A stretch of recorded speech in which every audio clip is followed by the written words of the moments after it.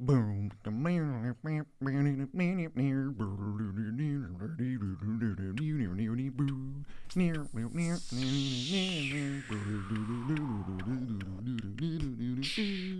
What is up, everybody? Welcome to another episode of Squandered Resources. This episode 3. My name is Joe Cherries. I'm one of your Squandered Resources, and joining me on the line, all the way from Buffalo, New York, we have Beezy. How you doing today, Beezy? Doing pretty good. Yeah, that's good that you're doing good. I'm glad to hear that. Today we're doing Commander Legends Battle for Baldur's Gate set review, commons and uncommons. So that means we're going to look at every single common and uncommon from the set. We're going to give them grades, tell you where to play them, and we're going to have to tell you the rules of this because if you do normal draft, you're going to be confused because there's a lot of the things that are different. And if you do just Commander, you're going to be confused because there's a lot of things that are different.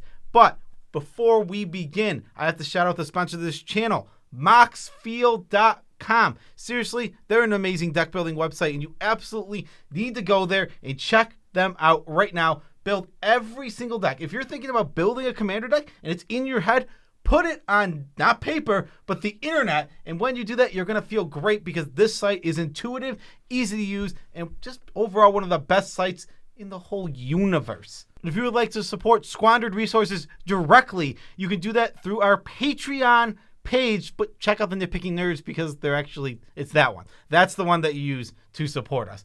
All right, so we have to go over what separates this from a regular draft. We're going to assume, regular draft rules of, getting 3 packs, opening it, taking a card, passing it, taking a card, passing it. But what separates Commander Legends draft from a normal draft? Well, first thing, we have 2 picks per pack.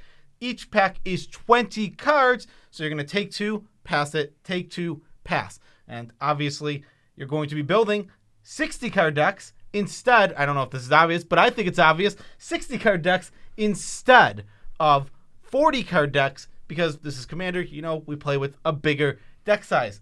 You have to draft your Commander or Commanders that you will be playing within your deck, unless you choose at the end to go with the Faceless one, which is a card we will read that can be both a Commander and a background. We'll go over that in a little bit. Don't worry. We'll explain it all. We also know that this is a 4-player format. You're going to sit down. You're going to play against 3 other players. This is not heads up. Starting life total 40, just like in Commander. Color identity rules. So if your Commander is blue and your background is green, you have a blue-green identity.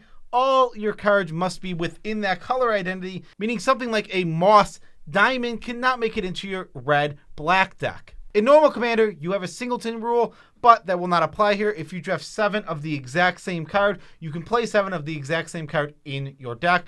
Only 1 game, so there won't be any sideboarding, obviously. So we're using a letter grade systems, A to F. BZ, this is you. It's time for you to finally start speaking. All right, so A's, these are your bombs. They're good when you're ahead. They're good when you're behind. They're good when you're at parity. Think Rakshasa Debaser if you played Commander Legends, Apex Devastator. B's actively pull you towards the color or their reason to be in the color in the first place. Think Volcanic Torrent or Azure Fleet Admiral. C's, they're the pawns of limited. They're interchangeable, and you're going to end up with tons of them in your deck no matter what. Exquisite Huntmaster, Ivy Lane Denizen, those are some examples. D's, they're sometimes playable. You're kind of unhappy if you have to run too many of them. Think Sanitarium Skeleton or Elvish Visionary. And F's, cards that are just essentially unplayable that don't do anything for you.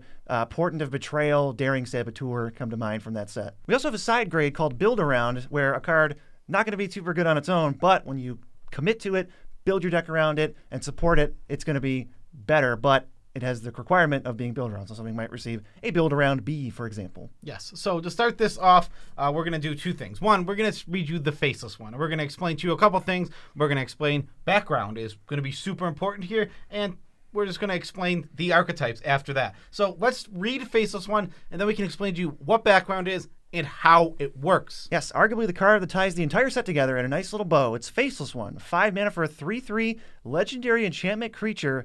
Background. If Faceless one is your commander, choose a color before the game begins. Faceless one is the chosen color. And it has choose a background, which means you can have a background as a second commander. So you can play up to 2 commanders, primarily, every single color commander is going to have background, and then you're going to choose a background, which can be a different color. So I can have a red commander with a black background, and I have a Rakdos deck together. Faceless one is the safety valve of the set where you might not, in a rare circumstance, draft a commander. And Wizards doesn't want people to be not able to play the game, so they're going to offer you Faceless One at the end of the draft. You don't even have to pick it up. It's just free. It's something that exists. And if you have a red commander, no background, but you have a bunch of blue cards, Faceless One can fill in as your blue background or as a blue commander if you need a blue commander and you have a red background or something. If you have neither, you can have Faceless One choosing red as your regular thing, and then Faceless One choosing black as your background. So because he has choose a background, which is an ability that cards have. And if something says choose a background, you obviously choose a background. He has it, so he can choose himself. Those are always available to you, like BZ said. All right, archetype time. Signposts, gold, uncommons. They're commanders in this case. Let's go over them. These are the creatures without background because they're multicolored, so you don't need one. You're already in 2 colors, and we're going to go alphabetical as we always do. We're going to start with Kadira, Caller of the Small. 1 green-white for a 3/3 legendary Orc Ranger with Trample. When it deals combat damage to a player, for each token you control, create a 1/1 white rabbit creature token. Now for green, the archetype is all about tokens. You're going wide, you're trying to pump them up, and then you're going for a big lethal swing. I think Kadira has got a lot going for her, but you're going to have to sneak her through. In the early turns, it'll be good. It'll be easy to sneak through. Someone's not going to have a blocker, and she has Trample.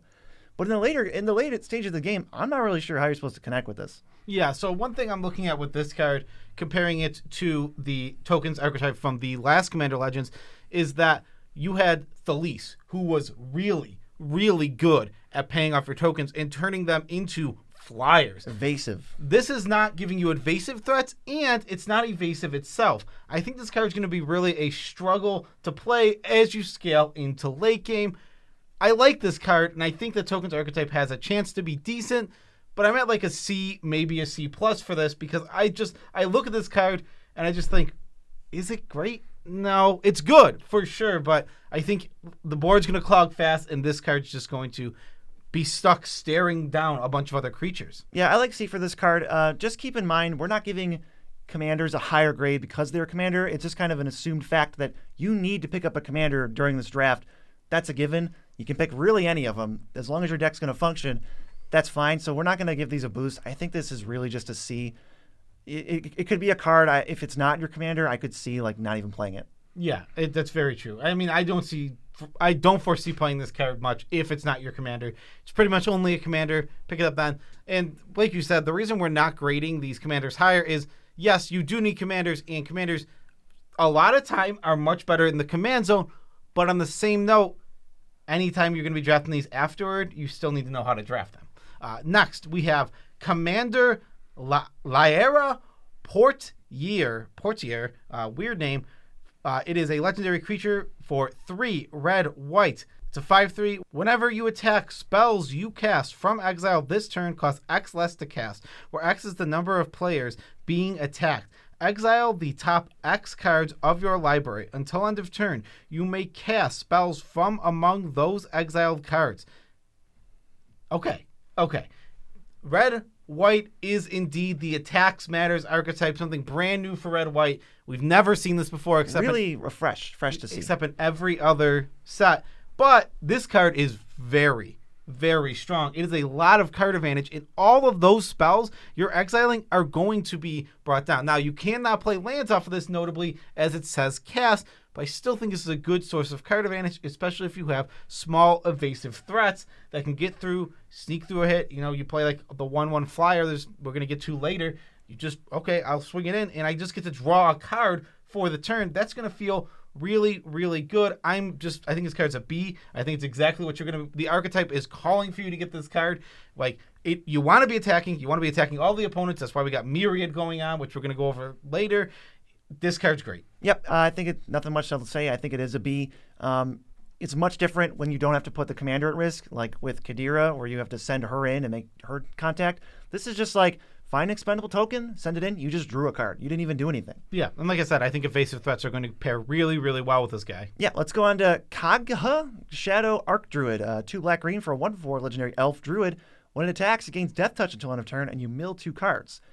Once during each of your turns, you may play a land or cast a permanent spell from among cards in your graveyard that were put there from your library this turn. So when she attacks, you mill 2, and hey, now you can play a land and cast spells from among those 2 cards. And if you mill more, which is the green-black theme, self-mill, recursion, maybe some reanimation, then this is going to go off for you. I think the fact that it's going to gain Death Touch and has 4 toughness, it's going to be able to attack early, much like Kadira. You're going to lose it. It's going to fall way off late game. Although I will say it is more worthwhile because you're going to trade off when they eat her with a bigger creature. They're going to trade. Yeah, this card is totally reasonable, and it's going to hold the archetype together. I do worry about having a lot of self-mill within the deck, but you can't stop at any point.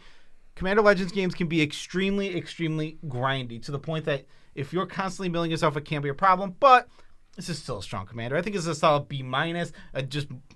Just like the last card we had, it's just card advantage in your command zone. It's fueling your graveyard. Green-black is a graveyard synergistic strategy. I was going to say C+, but yeah, it is probably more of a B- because when you get the other cards that mill you, you don't have to attack with this, and it's just a value engine. So what do we got next? Next, we have, this is the green-blue archetype, and it's Corcella, Scale Singer. It's blue-green for a 1/4 legendary creature, Dragon Bard.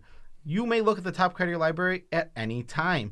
You may cast dragon spells from the top of your library. I think this card is extremely good. I really, really like it. It is 2 mana. It's coming out early. You're going to get it on the board, and you're going to just start using its ability to just, as the game progresses, every dragon you're going to be drawing, you're just going to be able to look, see if it's coming, and cast it ahead of time. But what's the blue-green theme, you might ask? Well, it seems very obvious here. It's actually dragons. This is a dragon, and it cares about dragons. I think this card's a solid, B. I think it's card advantage. It's super cheap. It's going to get wiped to the board once or twice, but you're just going to recast it and just start getting value from it over and over again. It seems like the theme they were going for was card advantage with most of these. I mean, Kadira doesn't have that, and I think it's going to suffer for it.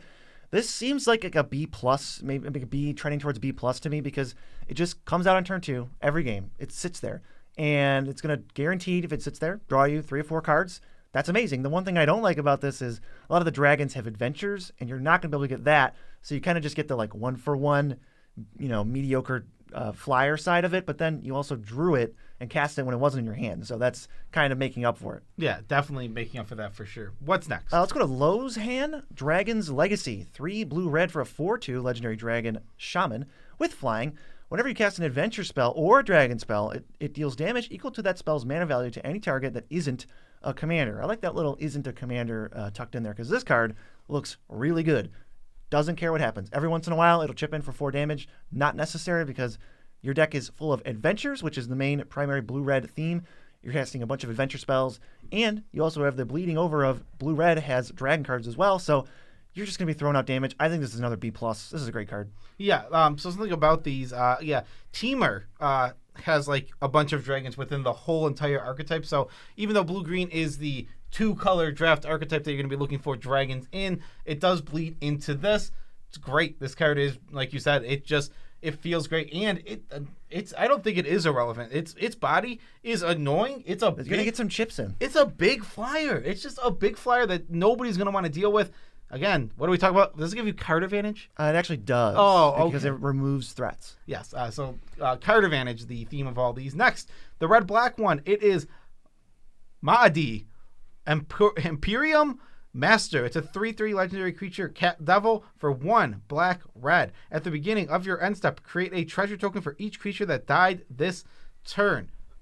This seems a little weak to me. This goes right up there with Kadira. It's like the same one where it doesn't do some of the core things. Yeah, so it doesn't even matter. It's only your end step, and it cares if not only your creature's die, but your opponent's creature. So if you're paying stuff off, if you're using removal, you can get treasures, but it kind of goes to your end step, and then you get a treasure.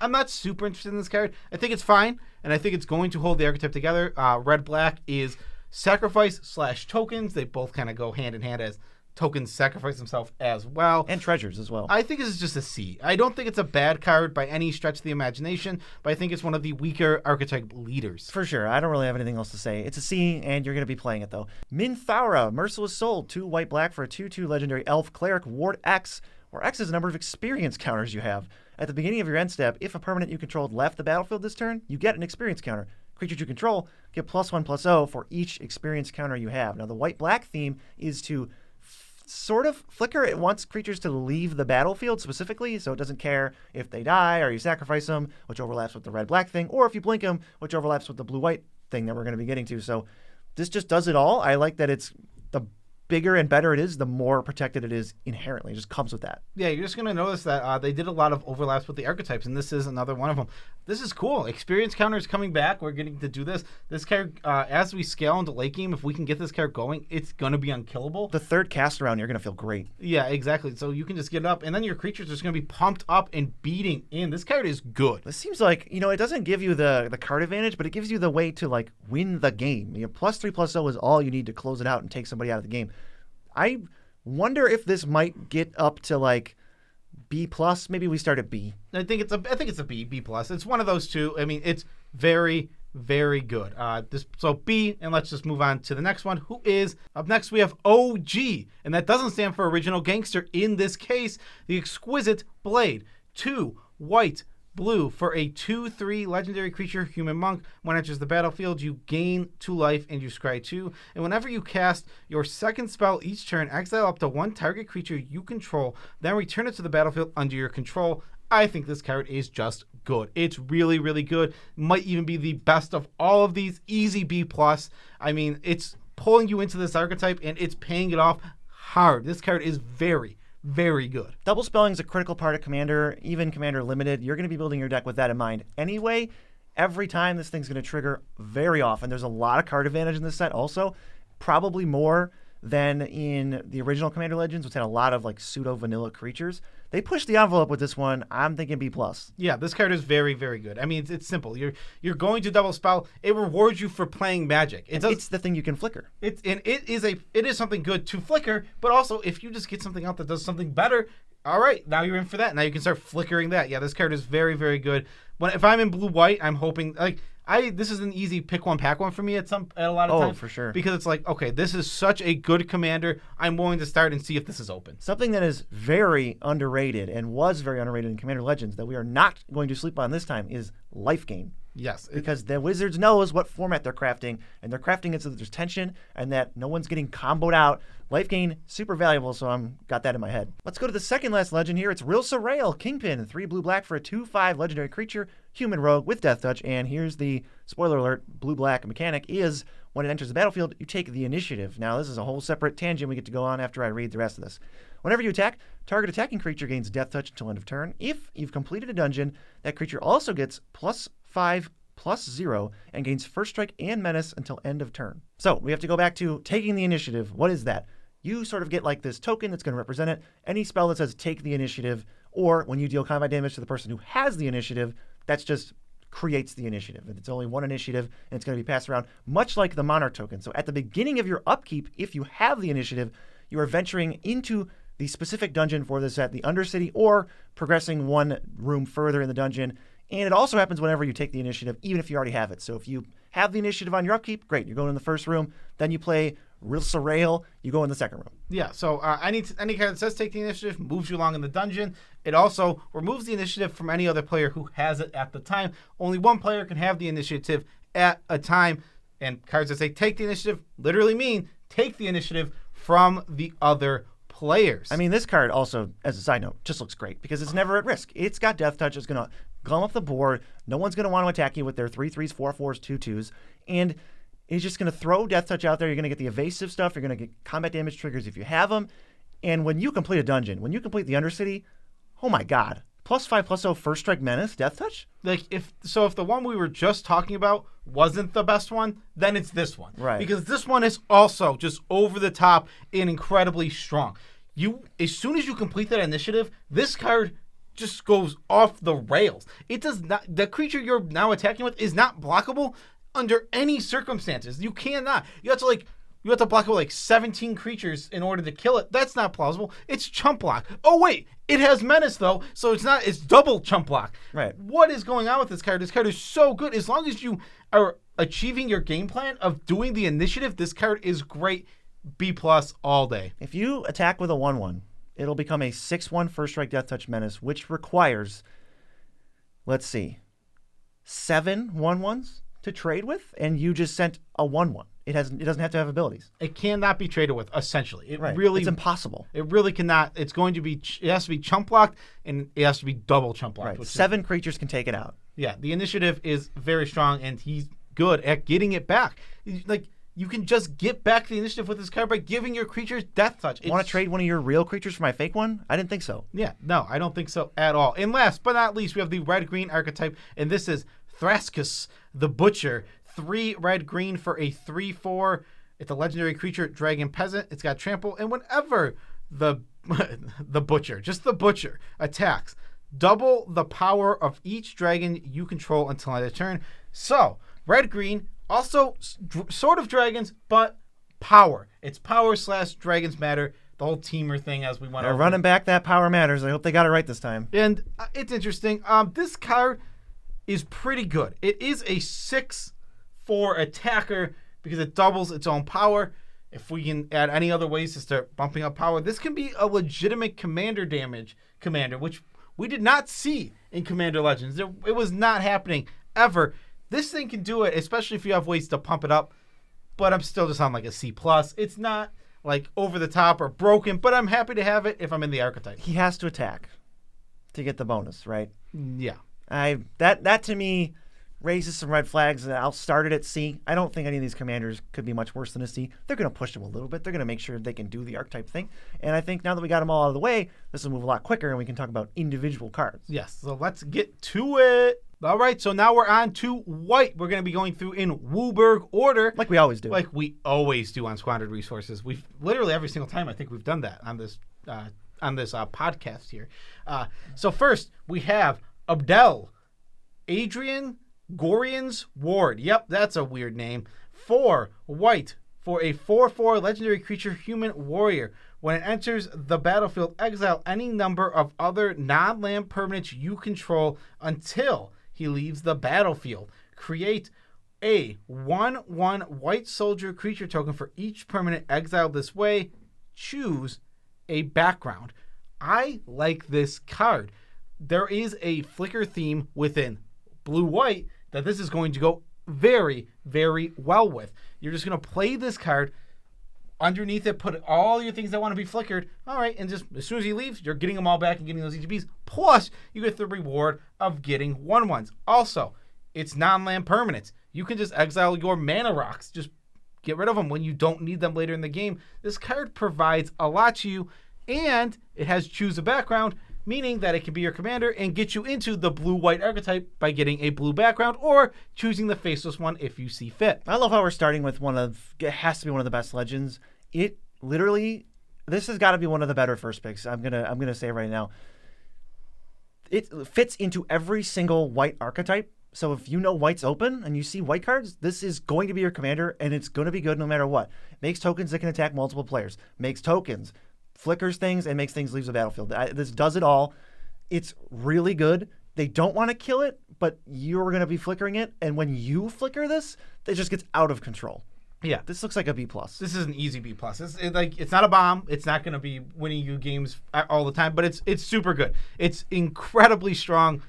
I would draft this card super highly. Yes, I might have trouble passing this card. Yeah. Because it's going to be good even the 99 or the 59. It will, and because like you said, it fits in almost every archetype. The one I'd be hesitant to play it in is your attack stacks. It's a little weak in that one, but it's very good. And in the other 3 white archetypes, it's incredible. All right, let's go on to Astral Confrontation. 4 and a white for an instant. This spell costs 1 less to cast for each opponent you're attacking. That's the red-white archetype. Exile target creature. So this is really awkward because I really don't want to be casting instants during my turn. That kind of defeats the purpose of them being an instant. It's like all face up. I want to hold my instants and get maximum information, which you can do. 5 mana for exile creature is below rate. So maybe we're just looking at, hey, this is like a completely fair to mediocre removal spell that on your turn can actually be efficient. Yeah, it's interesting. I don't think it's bad, but I don't think it's great either. I like that it's an instant because I do like being able to hold this up in certain situations where you do have that available 5 mana. I think this is just like a C-.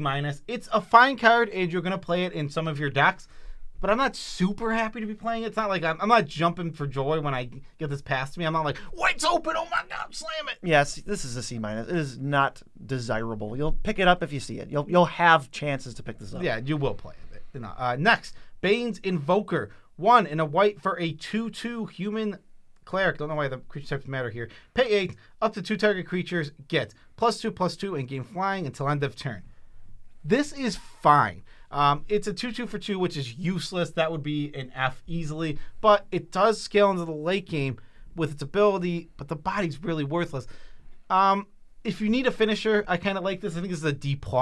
It isn't bad. It's not the worst card you're ever going to play, and it will finish off some games. You're going to see this card be really good when someone draws it late game and they have 10 mana. Right. The thing that you have to think about is, how does this function in the first 7 turns of the game? And the answer is it doesn't. The best case scenario is you maybe take the initiative from someone who has a 1/1 and can't block it effectively.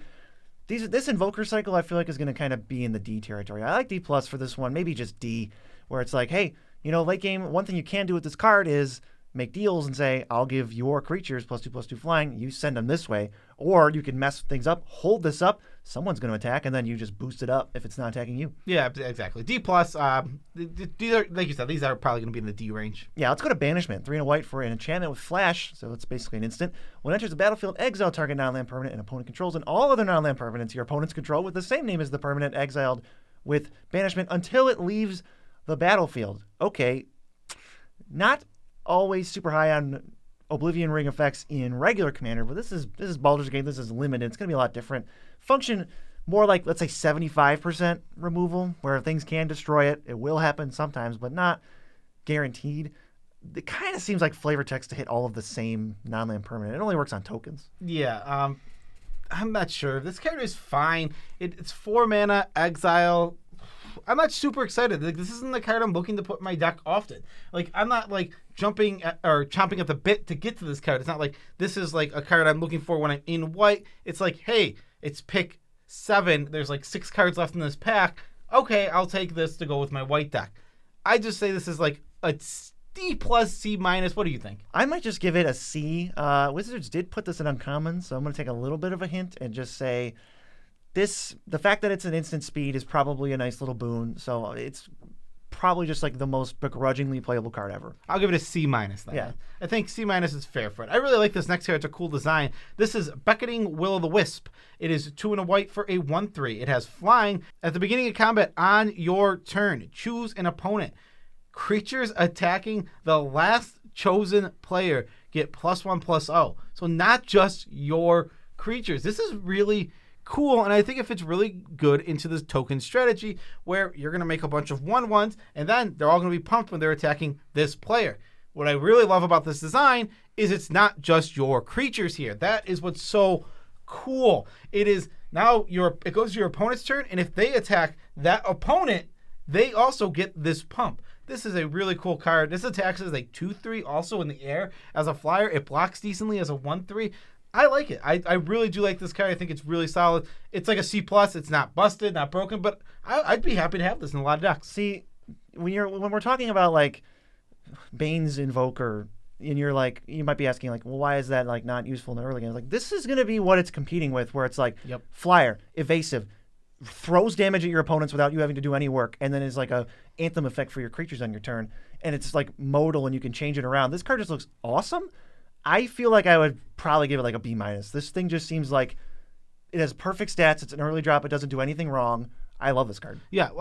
So something about this card to be very clear about is flying as an ability in the Commander Legends format. From what we've experienced just from the first one, is very important. We had the Monarchy last time. Now we have the Initiative, which is incredibly similar. So you're going to want threats that can take that. Now, people will make deals and give it away sometimes, but sometimes you just want to take it for yourself when you can, and flying threats like this that come out early will do that extremely, extremely well. Yeah, so I am actually with you. What did you give it? I have this at B-. I'm fine with this, giving this a B-. Yeah, this is in the B range. This is a very good card, a reason to head toward white. Yeah, I want to say, when we're talking about all of our experience drafting Commander Legends, I know this set is going to be fundamentally similar, where like they have the same goals in mind. Not to call ourselves experts on that format or anything, but I would say we've drafted Commander Legends more than 99% of the population, like in paper. We've done it like 30 times. We've drafted like 30, and we've got a pretty good hold on it. So I think we're pretty good here on the recommendation. So we're going to go to Blessed Hippogriff, 3 and a white for a 2/3 flyer.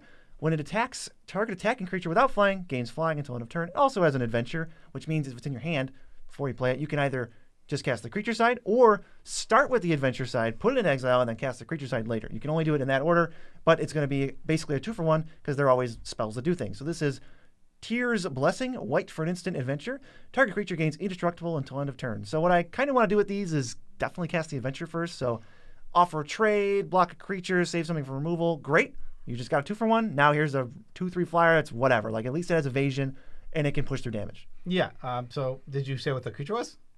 Yep, I read it first. No, listening. I guess I wasn't because I'll get to why I wasn't listening in 1 second. But yeah, I do know what this card does. This card is solid. I think this is a C+. I think it is in the C range where it is just kind of, it's a little bit of filler, but I like that you get to protect a creature from some sort of removal spell. And then I think the flyer that gives another thing flying is super solid. I've already went over how I think flying is incredibly important and powerful in this format, so I'm super happy to have this card. And I think here's another thing people might overlook from the set. Adventures already give a card some giant boost. It's going to have, most of the cards in the set are mediocre when compared to regular commander cards, but all the adventures are just 2-for-1s. We'll take that. Adventure is a very strong mechanic, and if you played around Throne of Eldraine, these adventures are like better than those cards. Yes, they really are. They're super solid. Okay, here's why I was distracted, because I was looking at to my next card, which this is the only card that doesn't seem to have an English version out. Oh, really? Oh yeah, I know what you're talking about. And the translation is Contraband Moo Cows. Okay, Contraband Moo Cows is an instant for, let's see, 1 and a white. Exile target creature, then roll a d20. If you roll a 1 through 9, its controller gets a 4/4 green ox. If you roll a 10 through 19, they get a 2/2 green board. If you roll a nat 20, they get an 0/1 white goat. I love the name of this card. It's not actually called Contraband Moo Cows. When you open it in a pack, you're not going to see Contraband Moo Cows. It'll say like, get mooed or something. It's going to be, it probably is contraband or something, or like stolen or something along those lines. This card is totally good, and it's a good removal spell. 2 mana, answer any creatures. A 4/4 is a little bit much to give away, but that's the worst case scenario. The average scenario that you're going to see is a 2/2, and that is next to nothing. As with all the die rolling cards, they don't ever really change around what the numbers, categories the sets of numbers are. So you have an 11 out of 20 chance to hit something great, and a 9 out of 20 chance to hit something, that wasn't the best. Yeah. But this card is always going to do its thing. I love how cheap it is. 2 mana. Yeah, this card's good. This card is just good, period. I think it's a solid B-. This is actually the kind of removal I want to be picking up, and I want to be using all the time. For sure, yeah. Crystal Dragon, 4 white for a 4/4 Flying Vigilance. I'm already interested. And it has an adventure. Rob the Horde, 1 and a white sorcery. Return target artifact, enchantment, or legendary card from your graveyard to your hand. Straight up 2-for-1. Couldn't get any cleaner than that. You're going to have something dead.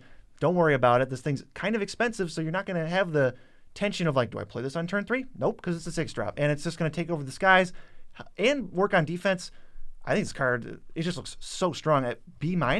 Yeah, I think this card is just the bread and butter. Give me all these in my deck. Yeah, I mean, it's a little above bread and butter, right? Because like bread and butter is your C. So this is a B-. This card is strong. There's a whole cycle of these we're going to get to where just you get an adventure and then you get a 4/4. Like a good costed dragon. And then you get a good costed dragon afterward. This one's good. It's super solid, and I'm just in for it. I'm going to be playing in a lot of my white decks. Yeah, I'll take this all the time. I don't think this doesn't make a white deck. Yeah, that's true. This is a card that if you draft it, you will be playing it if you're in white. Next, Cut a Deal. 2 and a white for a sorcery. Each opponent draws a card. Then you draw a card for each opponent who drew a card this way. They're trying this again, huh? This is a lot better than Secret Rendezvous. I think that giving away 3 cards to one player as opposed to 1 card to each player is better, but I don't think it's that good still. I'm just going to give this a D. It might be fine. Like, honestly, I need to see how it plays. But it's one of those cards that you're never going to see beating you. It's like when you cast it and you feel fine. Like, I drew 3 for 3. Yeah, you can't see that you just gave everybody, like, everybody's even. Generally, that's not good. You don't really want that to be the case. Or, like, your opponents have 3 cards and you have 3 cards. I've never been a fan of these cards. I don't know how they're going to get them to work. I would give this a D2 and say you definitely just can play it. I would not recommend it. Like, if you're the best drafter at your table by a mile, somehow, just say that's true, then draft this because your opponent's average draws are much worse than yours, right? Yeah, exactly. Let's go to Dawnbringer Cleric, 1 and a white for a 1/3. ETB, you got 3 options. Gain 2 life, destroy an enchantment, or exile a card from a graveyard. Okay, now this, maybe the dragon was above bread and butter. This is literally bread and butter. It's perfect for the flicker and the black-white decks. It does a lot of little tiny things that all add up to, okay, this is a pretty just fine card. Enchantments, they're going to be sticky. I'm going to want to get rid of them when I see them, when that actually happens. And this is going to be one of the reasons I fear to play that Flash Oblivion Ring. It's like, well, this thing's just running around. It comes down early, gets some kind of marginal tiny value, and then it's flickered later. I think it's only good in the flicker deck. I think that's very important. Well, flicker or black-white, so like half of the white deck. Yeah, I can see it. I still think this card's pretty low. I'm like D+. I don't think this card is that great. I think your flicker decks will be okay with having it. It's still just not that good. Only hitting enchantments. I mean, I guess it really comes down to how troublesome our enchantments going to be. But then again, we have backgrounds. So a lot of decks will have enchantments. I'm going to move this up now because of that. I actually didn't think about that. And now that I'm thinking backgrounds are here, let's give it a C and just say, hey, it's bread and butter because of backgrounds. Being able to destroy backgrounds is just...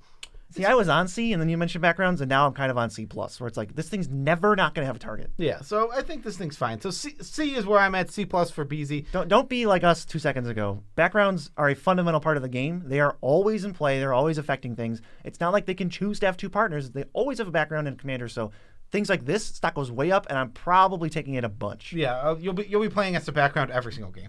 Next, we have Ellen. Just good old Ellen. Cool. Harbreeze Busybody. 3 and a white for a 2/4 legendary creature, human peasant. You tap it, look at the top X cards of your library, where X is the number of tokens you created this turn. Put one of those cards into your hand and the rest onto the bottom of your library in a random order. Choose a background. What a weird card that we have here. They just snuck tap draw card on a white creature. Yeah, it's really strange, but it cares about making tokens. This one scares me because, like, not every turn of the game can you make tokens, meaning it doesn't do anything. If you're not making tokens, it's a vanilla. This card is a 2/4. That is awful. It does have choose background, so you do get a background with this when you play it as your commander. I'm not looking to play this. It's not my go-to for my tokens deck. I'm probably just, it's like a C-. I don't think this card's bad, but it's not my go-to token card. But again, card advantage is very strong in Commander. When you're the nutty token deck, this is going to be fantastic. But you really, you know what? Maybe this is a build around B, because this card sucks. Don't play it if you're in black-white Blink or blue-white life gain. You can't just throw it in a deck. I feel like this is probably a build around B, where if this is every other turn you draw a card, this is great. I'm going to give it build around C+. I don't think it's going to hit the B range for me. But even your really good tokens decks, I don't think can consistently always make a token on most turns. And there are going to be, even with your really good tokens deck, 2 or 3 turns sometimes in a row, depending on. I'm just talking about every other turn. That's all I want. Yeah, so and I feel like we hit the B. So C+ for me, B for BZ.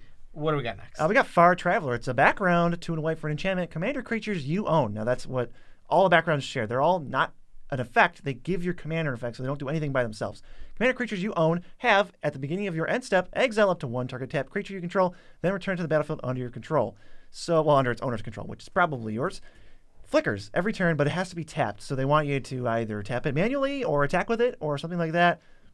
Okay, this feels like it's got to be a build around, right? Yeah, you only ever want this in a deck that you want to flicker. It's only 50%. 50%, but I still think you're never playing this in the 99. I think it stinks in the 99. By 999, of course, I mean the 59 or the 58. Yeah, you're never playing this in the 58. Your deck. It's not your command zone. Don't put it in the deck. It only is a background. It only ever goes in your command zone. As a background, though, it's a build around B-. I think this is really solid. It is tough to get a creature tapped every single turn, but you can find a way. All you have to do is sneak through a little flyer, then start bouncing it, and you're going to just start triggering all of your leaves the battlefield things that you want to be doing. Yeah, this card can start getting out of control as you go, but I don't think this is one of the signs that like white is open or you're like, oh man, I get to draft this crazy white deck now. Yeah, it's fully a fine card. Next, we have the Flaming Fist, which is also a background. 2 and a white. Commander creatures you own have, whenever this creature attacks, it gains double strike until end of turn. This really depends on what commander you have. For sure. But I think it is really good as a background. Now, again, I don't think you're putting this in your deck. This is not where you want to be with this card. It doesn't do anything. But as a free background to have sitting in, well, let's just say we're only going to grade backgrounds as in your deck. There's almost none of them. We'll let you know when a background makes it into the deck. Yeah. So from now on, when we talk about backgrounds, assume we're talking about as a background.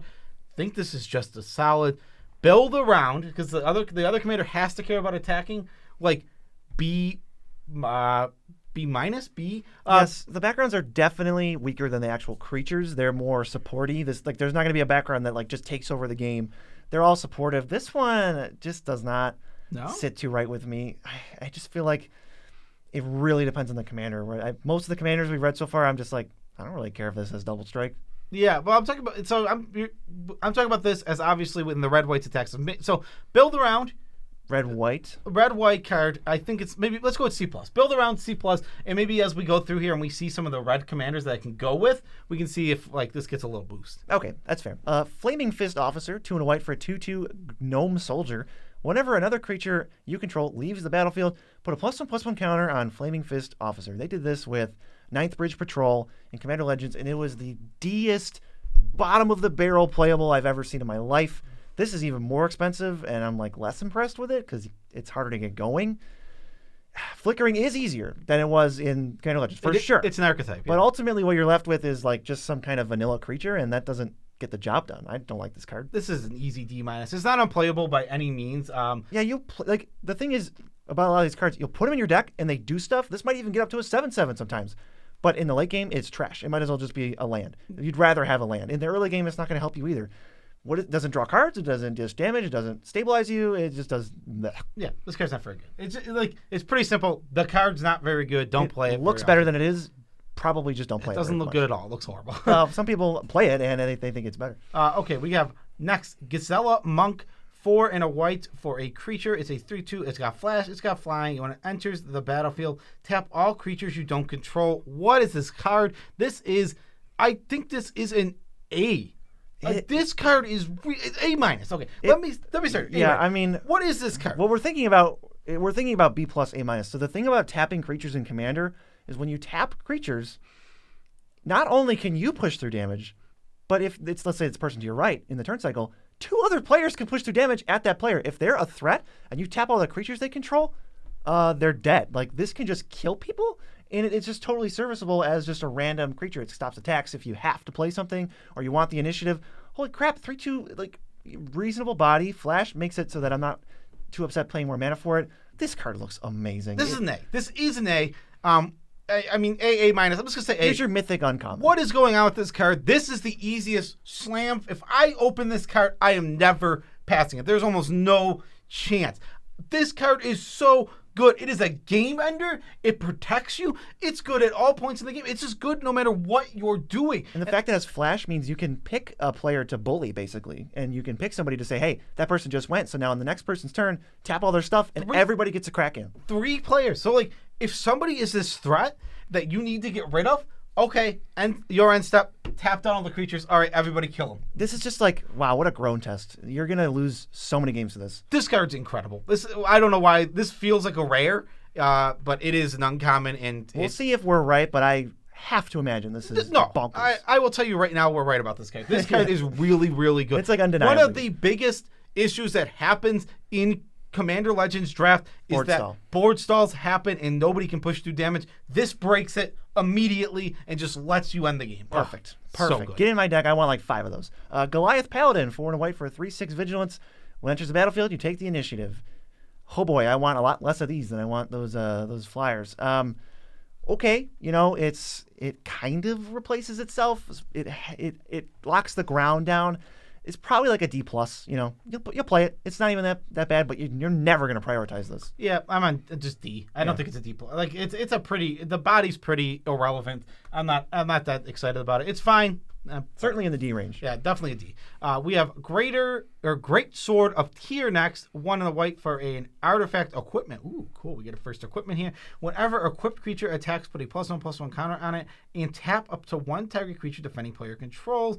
Pay a white to equip it. Now, we had a card similar to this last time, but it was way overcost. That was the armory thing that gave you counters, but it didn't tap. This card taps. Looks pretty good to me. It stacks well. I don't think it even necessarily matters if you're in one archetype or another. It just kind of pushes through attacks. It advances your board state. You can move it around, grow creatures. I kind of just like everything about this. I think it's just like a C+. I don't think this card is it's not amazing, but I'm not saying it's going to break things over. It's a B, but as far as commons go, this looks like what I want to be playing on turn 2, not some of those other things. Yeah, Not the Invoker. Yeah, I think C+. It's a good card for sure, but it's not pushing me into the archetype. I can envision this impressing me, at least for what it is. Yeah. Guardian Naga, 5 white for a 5/6 vigilance. As long as it's your turn, prevent all damage that will be dealt to this thing. So it just jams endlessly with vigilance. And it's got an adventure, 2 and a white instant, exile target artifact or enchantment. This is like great. It's early game, remove a background, remove some troublesome mana rocker thing, and then it's just some big chunky dude that gums up the ground and pushes through free damage. I love this card. Yeah, well, this card it's early game removal. Like the weakness of getting rid of artifacts and enchantments is sometimes there's not artifacts and enchantments. Well, what if we just had a creature body? Easy. This is I think a B-. It's super solid. It's everything that the 1/3 whose name I already forgot, the Dawn Cleric guy. Everything he does, but it's just kind of like scaled up, and it'll be better for you. Yeah, it's a nice late game card and a nice early game card. It's versatile. I like it a lot, and you don't even have to. This is one of the cards where it's like its adventure's great, and you're going to use it sometimes, but sometimes you're just going to play out the creature to get out a nice beater. Absolutely. Up next, you have Guiding Bolt, 2 and a white for an instant. Destroy target creature of power 4 or greater. Scry 2. This is okay. I don't think it's great or anything, but I'm totally fine playing this when I need some removal from my deck. You need at least 2 or 3 removal spells in your deck. I think is like the minimum you want to be. Well, yeah, it's like bare minimum. You're not going to get run over. Yeah, at least. But this one's going to be passable. C. It's the most C average card. I'm not mad to have it in my deck. I'm not super happy to have it in my deck. It's just there, and it does its thing. It fills out your removal. Great. This is like, if you're playing, let's say you end up with 7 removal spells, this is the 7th one, and you're fine with it. I really like the Scry in it. So would we say C? Yeah, C. I think Scry makes it a little bit better. Hammers of Moradin. Now, this is 2 and a white for a 3/3 dwarf cleric. It just says hammers, but this is people. They have Myriad, so Myriad says whenever this creature attacks, you get a token copy that's tapped and attacking each other player. So you're going to get 1 on each opponent. Obviously, send the original at the person who doesn't have blockers, and who cares what happens to the tokens? It's just gravy. Whenever it attacks for each opponent, tap up to 1 target creature that player controls. So you're not going to get this is kind of confusingly worded, because you're not going to get the tap for the other 2, because it says when it attacks, and they're already tapped and attacking. So you're going to get, but it gives you all up front. So you tap one of their things each time, and then boom, you get 3 3/3s coming in hot. I think there's almost never going to be somebody who's, a board state where nobody's available to be attacked.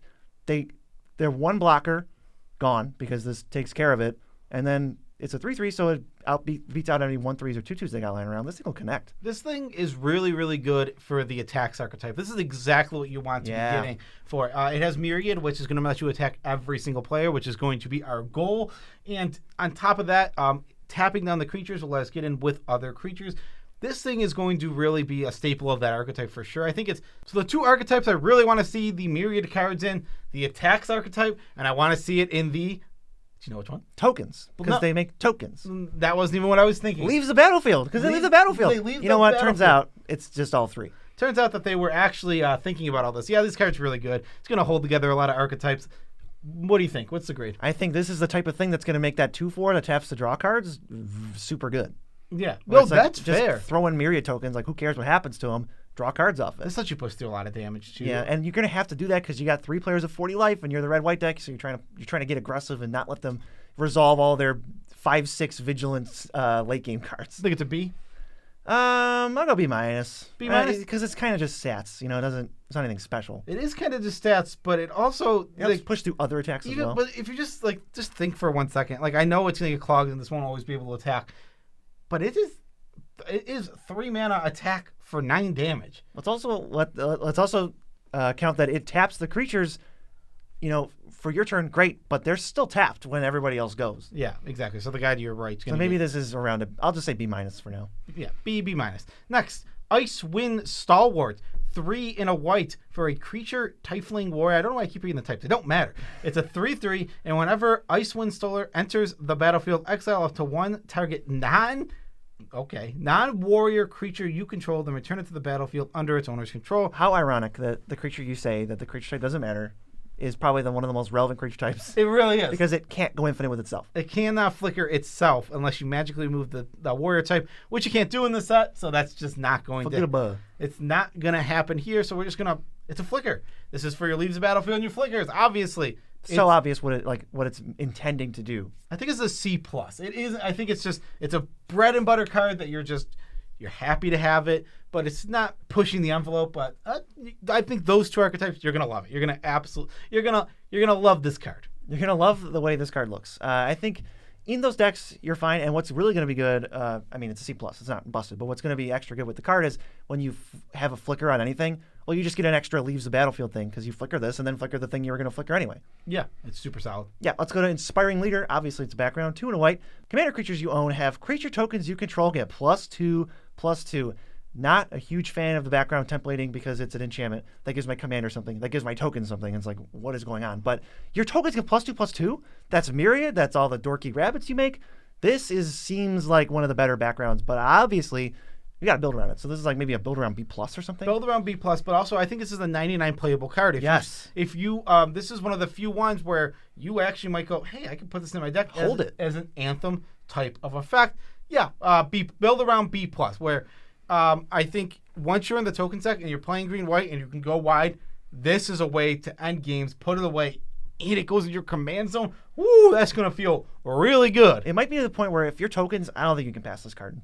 No, like I'm taking this over premium removal. Yeah, I mean, I think premium removal. I'm not super high on premium removal in this. I want to get some, but I don't like strive for it. But for reference. For reference, I think this card is really this card looks like one of the special backgrounds. Next might be the cutest card in the entire set. Lulu Loyal Holy Fant.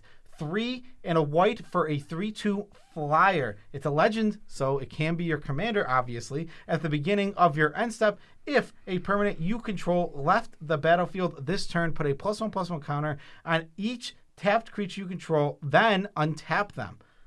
Choose a background. This does not look too shabby. You want to attack? Great. You get Vigilance and a counter. You want to flicker? Just tap your creature somehow, and then it'll flicker. You need to be flickering, and you want to begin for attacks. I'm thinking flyers. Like this wants flyers. We've already gone over so many decent and strong flyers. We just want to get in for attacks, but anything that can get in, it makes it so as long as you can get something to leave the battlefield, Myriad. Immediately, Myriad. So if you have a Myriad creature, now you just get in with whatever you can get in with, because you're not going to get punished, because all your creatures are just going to untap and get counters on the very strong card. Obviously, I think you want to play this as a commander mostly. Will fit in some 99s, but mostly a commander. I think is a B, really good card. It's like a B. It kind of wants you to do certain things, but it almost doesn't matter.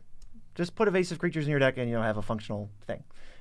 Martial Impetus. This is a whole cycle we're going to get into. 2 and a white for an aura enchant creature. And this is a common. So enchanted creature gets +1/+1 and is goaded, which means it can't attack you. Just period. As long as this thing's on, you're not being attacked by this unless you're the only other player left. And it has to attack every turn. So the creatures just, already we have a baseline of this whole cycle is going to pacify something for you, but then send it at your opponents every turn. And whenever a enchanted creature attacks, each other creature that's attacking one of your opponents gets +1/+1 until end of turn. Just worded the best way possible. Even if they're coming at other people, we're antheming. It's something they might actively be interested in and just help kill our opponents. Yeah, I think these are all pretty solid cards. I don't think they're broken or busted. I want them though, and I'm taking them decently highly. I think they're C+, maybe trending toward B-, but I think C+ is where I start with these. They're good cards. They're definitely cards I want in my deck. But remember, we do have artifacts. We do have enchantment removal sitting in common. So this can be problematic where if they can just remove it, then they can start sending it at you. It's probably where they downshifted the rarity. So the Vows in Commander Legends were some of the best removal spells you could play. They were uncommons, and I would take infinite of those. And they still had problems because the creature could still block. And it was like, oh, well, they just have it here. It's kind of sitting around. It's not doing work for me. This is like, these cards are better, and they're at a lower rarity. So I'm assuming it's because there's more removal. But I think these cards are in the premium removal category. Also, these cards don't get any sort of evasion, is one of the things when you compare it to the Vows. But also, I don't care if they just run their creature into something and it dies, then it's just a removal spell. That's fair. Yeah. So I think C+ is where I'm at with this card. It's a good card for sure, and I do. It's kind of like set it and forget it. Yeah. That cycle is going to be strong. We'll start at C+, but these seem pretty good. Yeah. Next, Minimus Containment. Here's some removal I don't want to play. 2 and a white for an enchantment or enchant a non-land permanent. Enchanted permanent is a treasure. Obviously, treasures can sacrifice to make a mana. I think this is a D. This is like really bad removal. D-. Why do you play? Like, it doesn't lock commanders on the battlefield, which is what we want from this effect, because they can just sack it as a treasure, put it in the command zone, and then recast it. I'm not interested in this almost at all, especially seeing the other white options. Yeah, D. I don't think it's. I think it's going to be fine if you have to play it. I guess it bails you out from not having removal to, okay, I need to interact. Yeah, sure. But just avoid most. Pegasus Guardian, 5 and white for a 3/3 flyer. At the beginning of your end step, if a permanent you control left the battlefield this turn, you get a 1/1 flying Pegasus token, and it's also an adventure. 1 and a white for an instant. Exile target creature you control, and then return to the battlefield under its owner's control. So it's a flicker. It kind of works if you have 8 mana for some reason. Then you get to boop, boop, and then get a Pegasus. I think the flicker is going to be nice, and this is going to be one of the ways you get to flicker and get all those triggers in your white-based, white or blue or white-black. I don't know how to say it. Esper colors? How about Esper colors? Just seems like a really solid C. But I'm going to be happy to play it. Yeah, I think C is the perfect grade for this card. It's the 6 mana 3/3 is kind of underwhelming. It's underwhelming, but it also ends up paying off the strategies of Flicker and the strategy of leave the battlefield. So that's even nice to have. Yeah, it's good. It's good longer. The longer it's around. Yeah, it's a solid card. I'm in for C. Next, Rasid YN. Why? This is not a name. Yin Bashir, 2 and a white for an 0/3 legendary creature, human monk. This means it can be your commander, obviously, because it's a legend. Each creature you control assigns combat damage equal to its toughness rather than its power. Whenever it attacks, if you have the initiative, double the toughness of each creature you control until end of turn. This thing's all over the place. Choose a background. So what is this thing? This is none of the archetypes, but it wants the initiative as a white card. Toughness matters. It's kind of like build your own thing on the side. This does not seem like a 99 card to me. This seems like, hey, I figured out how to make this toughness deck work. But as long as you can have the initiative, it kind of doesn't really matter because don't think of it like I need toughness matters. Think of it like I need the initiative because then it just kind of gives your creatures an anthem. Their toughness is doubled and they deal more damage. Yeah, it doubles all your creatures' powers essentially. This card is weird. Bizarre. It's very bizarre, and it's not really an archetype. I think it's just it's a solid C-, where it's its own type of archetype, and if you can make it work, it's powerful. It is powerful. What it does is good. It swings as a 6/6. It's just the set isn't built around this archetype, so I just don't think you're going to be doing much with it. C-, maybe a C. Recruitment Drive, 2 and a white for a sorcery. You roll a d20, 1 through 9, make 2 1/1 soldiers, 10 through 19, 2 2/2 white knight creature tokens, and 20 3 2/2 white knights. Probably you're getting 3 mana for 2 2/2 knights. They don't have vigilance like most of them do, so keep that in mind.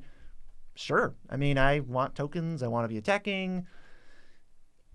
They at least are giving us more bang for a buck than Commander Legends was. I think this is just only tokens deck, right?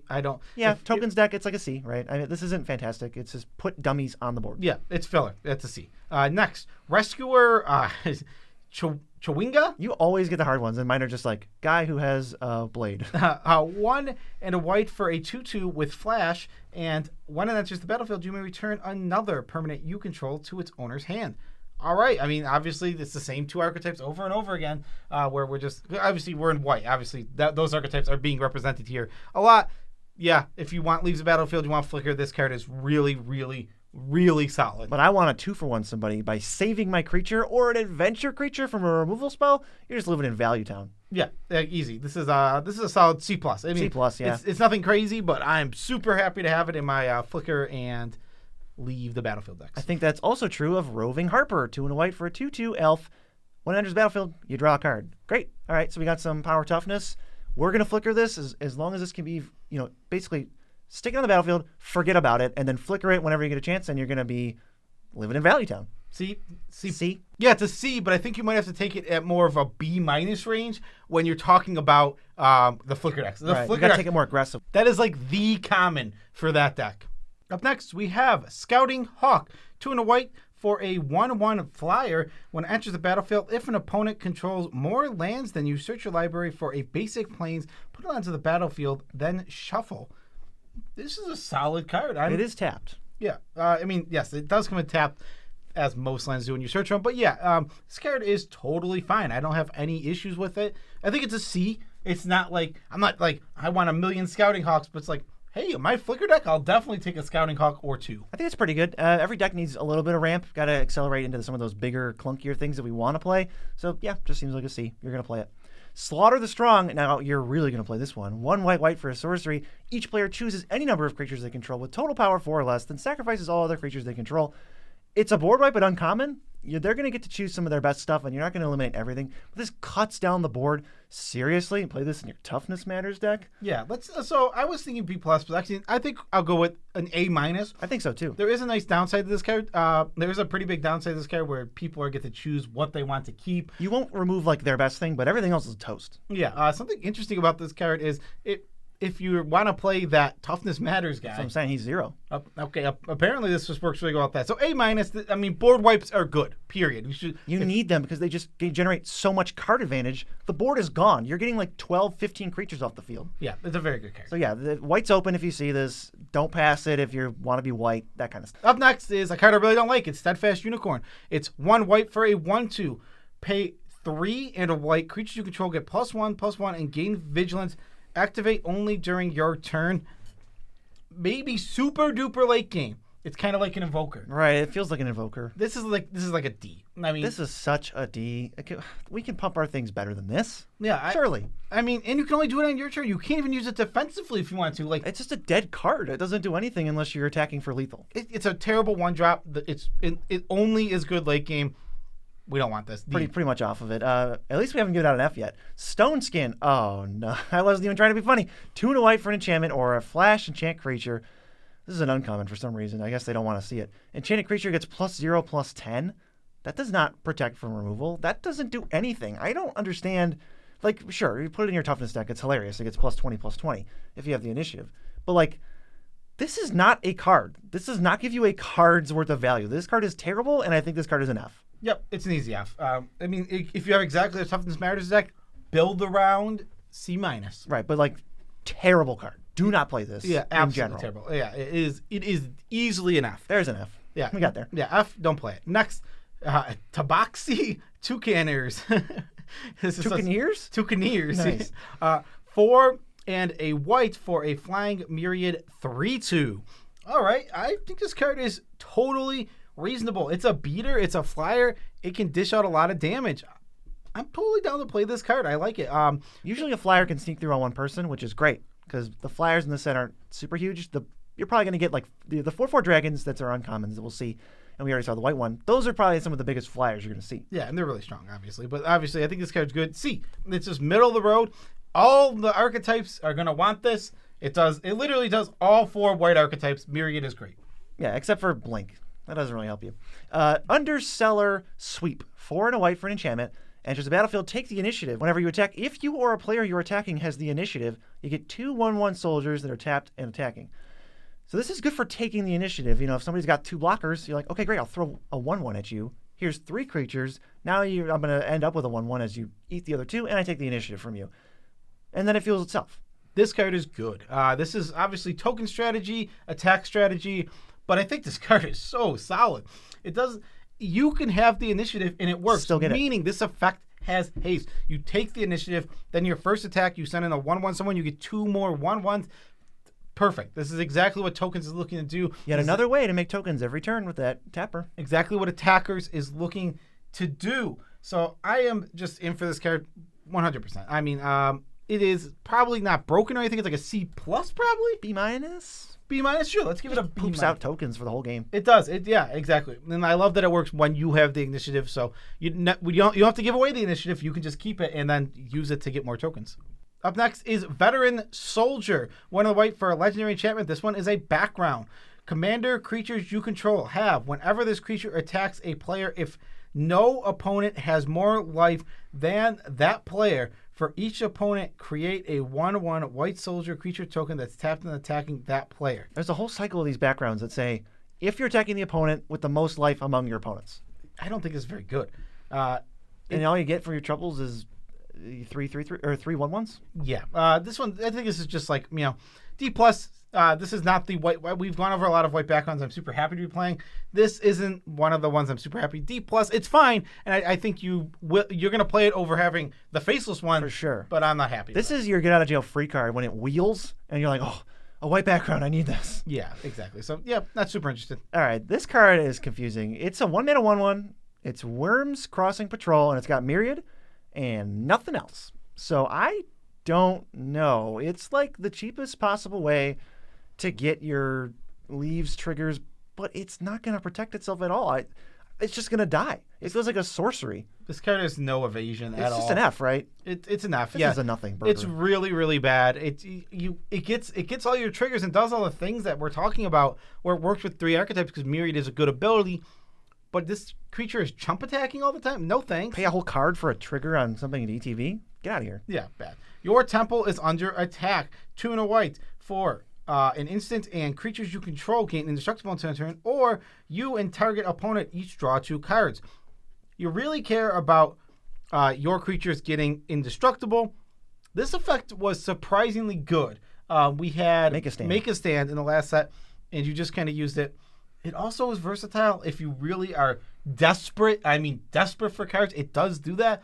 So I think if you have a deck that surviving a board wipe is going to be very strong for you, play this card. This is a solid card. It's a C. It's not busted, broken, and I'm not like chasing after. I'm not like, man, I really hope your temple's under attack comes around, but I'm not mad to be playing it. If you're the person who has like 2 board wipes, then I definitely want to play this because now you can go the 1-2 punch and just plague wind everybody. Yeah, I much prefer the sort of like crappy, group hug card draw to be on modal cards where it does like sometimes, yeah, you are going to be it and you're going to need it. And the best thing to do is to draw 3 cards, even if an opponent draws 3 cards or draw 2 in this case. Yep. But it's so rare, but it doesn't matter because it's a functional spell that sometimes does that 1 in 10 times. Exactly. Yeah. Agree with you. You can make an alliance too. You're confronted by robbers. 3 and a white for an instant. Choose 1. Tap up to 3 creatures or make 3 1/1 soldier tokens. Tap 3 creatures can be devastating. So my eyebrows raised. Make 3 tokens is pretty low floor if you don't care. So if you're not a tokens deck, maybe just steer clear and this is like a C-. This is what? That's strictly better call. Yeah, that was 3 and a white sorcery, make 3 1/1s. That's it. Yeah, so this is. And we have like 10 times better. This is better. This is a strictly better version of that. I mean, this card's fine. I think this is just a C. Probably a build around C. I'll be honest. I don't think I'm playing this outside of tokens. That's what I'm saying. It's like a C-. Yeah, C. Not exciting. C.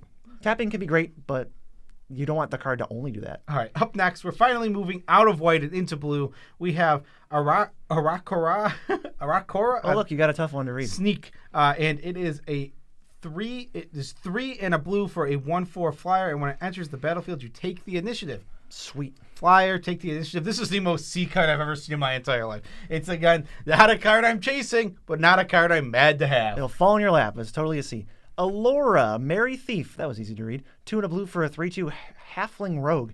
Whenever you attack, up to 1 target attacking creature can't be blocked this turn.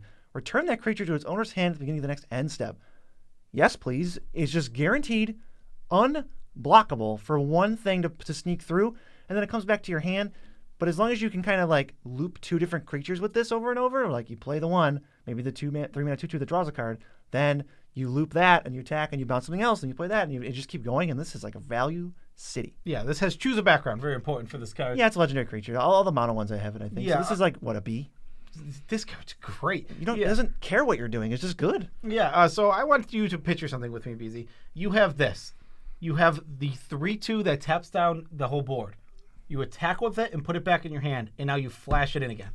Okay. That's like a soft lock on combat for the game. It's so good. This card silly. is so good. I'm super happy to have it be easily one of Wombo combo there. Easily one of the commanders I'm looking for when I want to play blue-white. Yes. Next, we have Bane's Contingency. 1 blue for an instant counter target spell. If the spell targets a commander you control, instead counter that spell, scry 2, then draw a card. What?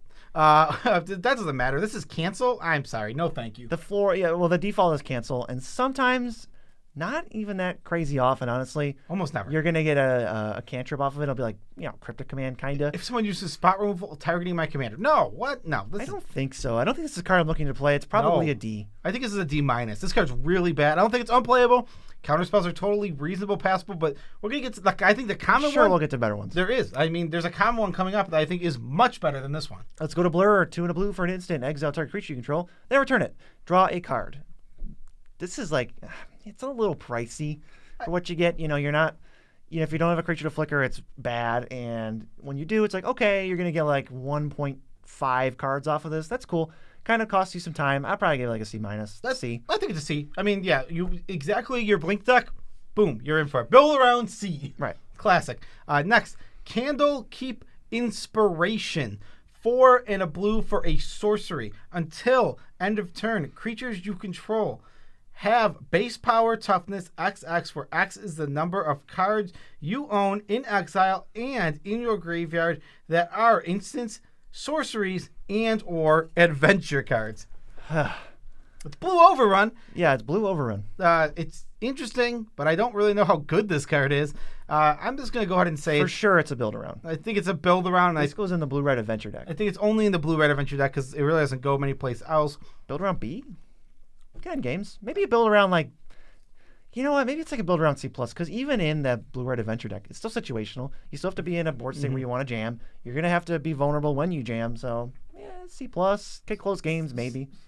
Build around C+. Build around C+. Yeah, build around C+ seems like a totally reasonable grade. Let's move on to Candlekeep Sage, 2 and a blue for an enchantment background. Commander creatures you own have, when this creature enters the battlefield or leaves the battlefield, draw a card.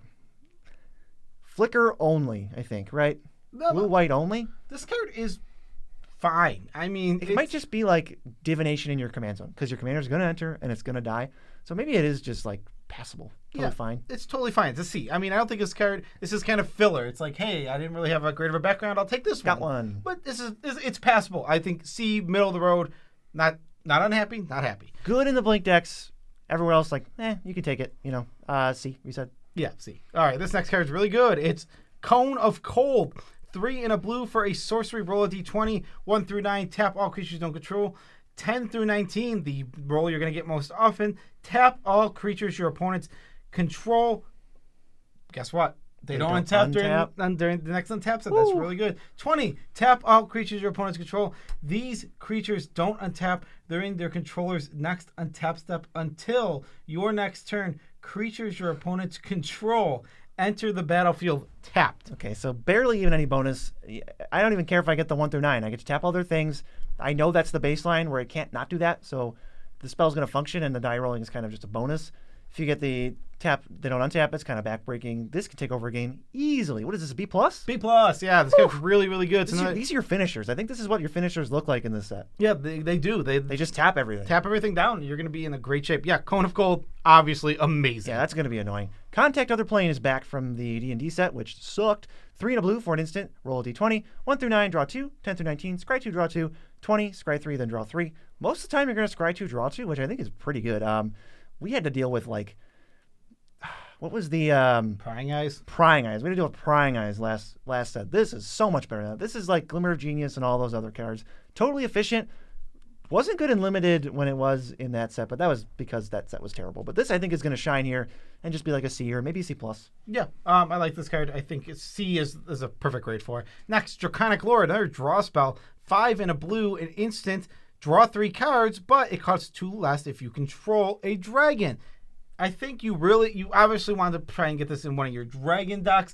And if your commander's a dragon, wow, this card is great if your commander's a dragon. I'm kind of cool with 6 mana, draw 3 as an instant. Maybe it's just a C+. I don't think you need to do too much building. I think it's a C+, but if you have a dragon commander, take this highly. I think you're just going to have dragons in your deck, but you want this, like, snap it off if you have a dragon commander. Yeah, it's I mean, if you have the blue-green Dragons Matter commander, this card is amazing. It is a dragon. I mean, I would want this all day. It is a dragon. It is a dragon. Words you just said. Yep. Let's go to Dragonborn Looter, which is a dragon. We're going to have to start pointing out when these things are dragon, because you cannot tell. 1 and a blue for a 1/2. 1, tap, draw a card, discard a card. Okay, so, it's going to come down, and it's something you can do on the early turns. Helps filters your draws. Make sure you don't flood in the late game, which has always been a problem in these formats. Yeah, it might be like a D+, right? It doesn't actively help any archetype. It's kind of just, hey, you're not going to draw 1,000 lands in the late game, but you're not going to get a ton of power either. Yeah, I just think D's the grade for it. It's not very good. It's not very bad. I think if it was just Merfolk Looter, that'd be way better. But you got to find the mana every time to tap this thing. Yeah, it makes a big difference on the card like that. Next, Dream Fracture, 1 blue, instant. Card target spell, its controller draws a card, you draw a card. All right, this is what I was talking about. I think this is much better than the cancel, where you can potentially get something if the thing was targeting. No, forget that. Why would we do that when we can always get our card back? With this, I'm willing to do the 1-for-1 trade. I'm willing to, hey, you get your card back, I get my card back. Kind of a 0 for 0, except there is still mana advantage. If you're countering a 5-drop, you get the advantage on that. They're tempoed out. They kind of tapped out for their turn. similar to how we like Arcane Denial, this card is good despite looking like it's giving away cards. Yeah, no, I think this card's great. In Commander Legends, I think this is a solid. This is I think B-. I think this is the counter spell you want when you want cards. So maybe it's a C+. This is a let's say I like C+. I think this is a C+. If you want counter magic, go for this over the other one. I think the other one is awful. Don't let the rarity fool you. Dungeon Delver, 1 and a blue. It's a background. Commander creatures you own have room abilities of dungeons you control, trigger an additional time. Okay, so we need to kind of be blue-black, I think, for this because we really, really, really want the initiative. And if we're not getting the initiative, this is blank. So maybe it's like a C, or I might just want to do build around B-. Those rooms can add up. I think it's just a C-. I think you can just say this is a C- that you'll play as a background when you need it, just like some of the other ones where it's like, hey, I'm not excited to have this background, but I'll take it when I can get it. Better than nothing. And to some extent, bad backgrounds have to exist so that you do get the later ones. Yeah, exactly. Next, Feywild Caretaker, 4 and a blue. For a 3/4, when it enters the battlefield, you take the initiative at the beginning of your end step. If you have the initiative, create a 1/1 blue fairy dragon creature token with flying. And that's guaranteed. That's guaranteed. And that's just the first turn. And if you can get the initiative back, which you can probably with this 1/1 flyer you just got, this card is good. It's good. I don't care what you're doing with this. It's just good. The thing that's good about let's talk about initiatives and how it overlaps with archetypes. It really works with Blink really well because any creature that has take the initiative, when it comes back, it takes the initiative every you single can keep doing it multiple times time. in a turn. Yeah, exactly. So I like this card a lot. And I think it's a B. The 1/1, yeah, I think it's a B too. I think this is a very solid card. It's just going to keep making you 1/1s. The 1/1s are going to keep stealing you the initiative back. Yeah, love it. When do you not want that guy? When do you not want that card? If you're in a deck that says orcs stink. And keep in mind, the token is a dragon.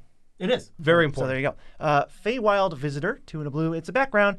I get all the backgrounds, I guess. Commander creatures you own have whenever one or more non-token creatures you control deal combat damage to a player, you get a 1/1 blue fairy dragon creature token with flying. Okay, so this just seems super strong. If you've got the evasion and you've got the flyers, as long as they're non-token, you're getting stupid amounts of those 1/1 flyers. You can get 3 in a go-around. If you hit everybody with a 1/1 non-token for some reason, you're going to get 3 fairies. I think this is pretty sweet. This looks like one of the better ones. This is a nice background. It's a really good background, one I want to actively be having. I think this is a B. I'm fine. I like this background a lot. I think it fits in a lot of different archetypes. When I need a blue background, this is going to be the one I'm looking for. Like, wow, I really hope that, what's it called? Feywild Visitor.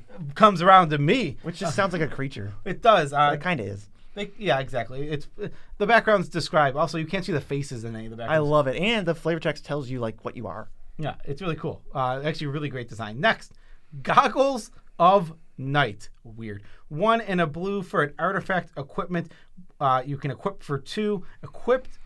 Whenever equipped creature deals combat damage to a player, scry 1 and then draw a card. We've seen this. We had Mask of something last. Mask of Memory. Mask of Memory in the last set. Very similar to that. Mask of Memory wasn't very good. I think Mask of Memory I remember being okay. You think it was okay? I remember being pretty solid. I don't know. Something about this one is kind of rubbing me more the wrong way. There is the evasion stuff going on. It's probably just a C-. Maybe I'm being too hard on it. Yeah, C- seems like a fine grade for it. I don't think this card's that great. I think the white one's better. The white equipment. Yeah, I think the white equipment is better. Yeah, but this card's fine. And if you're reliably going to be able to sneak through hits, it's going to be good. I just keep going back to my head about the blue, not partner, but the commander that makes creatures unblockable. I want all of this stuff. Grey Harbor Merfolk, 1 and a blue for an 0/3. Can't be blocked. It gets +2/+0 as long as you control a commander that's a creature or planeswalker. So if your commander's out, you have 2/3 unblockable. This is like in these initiative evasion decks, I want infinite of this card. Yeah, this card seems pretty good. Yeah, it's going to be able to just steal the monarchy back. Or the initiative. The initiative, yeah, the same thing. Yeah, like you said, every game is going to have the initiative. I want this when my commander costs a little less. If my commander is 7 mana and it's not going to be on the battlefield too often, I'm going to step back from this card a bit because it's obviously very bad if you don't have your commander on the battlefield. I think it's a solid C+. It's good. Yeah, here's the 2-drops you want. Yeah, way better than what we were seeing before. Next, we have one of the legends. This is Imone Mystic Trickster. 2 and a blue for a 2/3. And it's got Ward 2 at the beginning of your end step. If you have the initiative, draw a card. Draw another card if you have completed a dungeon. What? This card's great. Oh, look, it's the monarchy. This card is... it literally turns the initiative into the monarchy. But you still get all the other stuff. And it turns it into the super monarchy. Yeah. If you happen to have finished a dungeon. Okay, this is a really good commander. It's a great initiative commander. B. I want this in my command zone mostly. Maybe I want this in my initiative blue-black deck, actually. It might be good there. Yeah, I'm looking at that and I'm thinking, sweet. Irenicus's Vile Duplication. 3 and a blue for a sorcery. Create a token that's a copy of target creature you control, except it's got flying, and it's not legendary if the creature is legendary. This is weird. You open yourself up to the most feel bad 2-for-1 ever because you have to target. So, and you can only take one of your own creatures. So that's not full clone value. Kind of feels spark doubly to me, and I'm probably not. I think like when it works and everything goes according to plan and nothing dies and everything lives for a million turns, you're going to run away with things with 2 commanders. But I'm not. This seems a little mediocre to me. Yeah, I think this card's fine. I think it's a C-. I think when you resolve this card and there's no removal, this card's amazing, and it will be very, very good in a lot of situations. But there's a lot of situations where this card's going to do nothing, right? I think I'm going to have trouble fitting this into my deck. Yeah, I mean, you just think about it. It's just like there will be situations where you don't want to copy anything on your board, and it's not good, and it's just kind of a deck card in your hand, and you don't want that. C-. I think if you have a commander you really want 2 of, this can be okay. I'm throwing D+ on this. I won't play this much, I don't think. Next is Juvenile Mist Dragon. 3 blue for a 4/3 flyer. When it enters the battlefield, for each opponent, tap 1 creature that player controls. Each of those creatures doesn't untap during its controller's untap step. Solid. Keep giving me these tap cards, and I'm going to play them all, and I'm never passing them, and I'm going to win a ton of games with them. Keep giving me these tap cards, and keep giving me these flyers. Ooh, I'm in. Just feed it to me. B? B minus? Yeah. B minus? B? I think B's totally fair for this guy. This guy's good. I mean, just a big flyer that locks things down and buys you time. I love all these flyers. It's a dragon on top of all that. Obviously, it was in the name. Awesome card. What more could you ask for? Kenku Artificer, 2 and a blue for a 1/1. When it enters the battlefield, put 3 +1/+1 counters and up to 1 target non-creature artifact. That artifact becomes a 0/0 homunculus artifact creature with flying. I don't care about any of this. Why? Like, if you don't have an artifact that you want to be a creature, this does nothing. And if you do, when in the game are you? How relevant is that thing? Is this a candidate for like an F? Oh, it's an F. Okay, thank you. I was like feeling I was crazy for a second. No, you're not. Yeah, you're absolutely correct. That is this doesn't do anything for any archetype. I don't care about it. Yeah, so we can use our patented line that we have always used on Squandered. F that card. We've always said that. I was thinking, no, it's F that card. Jeez. We stamp it. Yeah, okay. Next is Lapras Orb of Dragonkind, 2 and a blue for an artifact. It taps for blue mana, and when you spend that mana to cast a dragon, you scry 2. These are fine. They're mana rocks. They're manaliths. Specifically, if you're playing dragons, I like it a lot more. I think this is like a D+, because we have a lot of 2 mana rocks and a lot of better ramp. But flipping around, if specifically you're playing dragons, build around C+. It's up to like a C. I think it's still a C. You're right. The ceiling's not very high. Manalith is not that strong of a magic card. Modify memory 4 and blue for a sorcery. Exchange control of 2 target creatures controlled by different players. If you control neither one of them, draw 3. This card, I read it and I was like, whoa, uncommon. This card looks great. I am more than happy to throw 2 creatures I don't control onto battlefields they have no business being on, or they don't do anything. And then I'm going to get 3 cards off of it. Stellar. And that's just one mode. It also has the mode of like, hey, I don't need to draw 3, or there's an insanely strong creature over there. Steal your bomb. I will absolutely take that huge bomb, put it on my side of the battlefield. Sure, I don't need to draw 3 now. Is this an A-? What doesn't this do? Screws up multiple players at once, draws 3 cards at the same time, or takes the best thing on the battlefield. I can give it an A-. I think it's definitely B+, trending toward A-, but it might be good in almost any scenario that's going to come up. I'm playing it in any deck that comes up. Let me tell you that. Yeah, it's a card I'm going to take extremely highly. So yeah, A-, I'm in. It's like a first pickable card. Super awesome card. Next, we have Moonshade Pixies, 3 and a blue. This is my first adventure card. It's a 2/2 with flying. Whenever it enters the battlefield, draw cards equal to the number of opponents who were dealt combat damage this turn.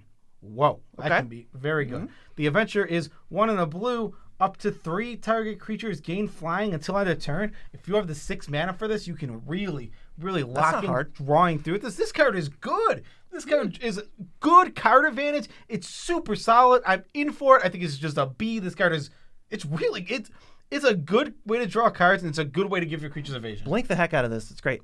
Mystery Key. 1 in a blue for an equipment. When an equipped creature deals combat damage to a player, sacrifice Mystery Key. If you do, draw 3 cards. I don't know why we just got like the same card again, where you can either keep it around and keep drawing cards and scry 1, or you could just sack it and draw 3 cards right away. Oh, this card I think is much better. 1, it equips for 1, and you only have to sneak through once. True. This card's way better. I think this card is actually pretty good, where you can just get... It's going to be like 3 mana, draw 3. You have to sneak through a hit, sure, but we're going to play this in our evasive decks where it's going to be doing that. I think this card's good. I think the other card's not good. I think this is like a C+.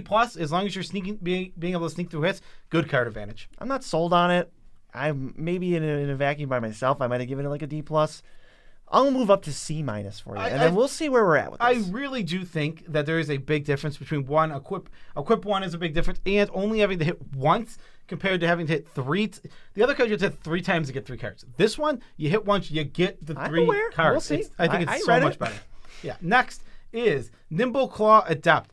3 in a blue for a 2/3 tap. Untap 2 other target permanents. Activate only as a sorcery and only once each turn. It's to stop them from going infinite with themselves. It is. From having 2 of them just woo go. You make infinite mana with that. Yeah, you would. It'd be broken, obviously. If this is a ramp. It is just blue ramp, but it's What is going like on? it's not a good body. But then it's kind of like and it's also a dragon. Keep that in mind. It is a dragon. I think this card is solid. I mean, it's ramp. It's going to ramp you 2, and it gives some creatures pseudo vigilance. Right, which is what I like about it, because then when a ramp spell's not good, you're wanting it in combat, and then you can defend yourself. Yeah. Okay. So I'm fine with this card. I think this is like a C. I'm not like picking this super highly, but I'm not going to be upset to have this in any blue, especially dragon deck. Yeah, let's go to Oceanus Dragon, 4 blue for a 3/5 dragon, flying. ETB, tap target creature an opponent controls, goad it. So you're paying for like mediocre stats. The ability's also kind of mediocre. Don't know how interested I am in flickering this. This feels like one of your,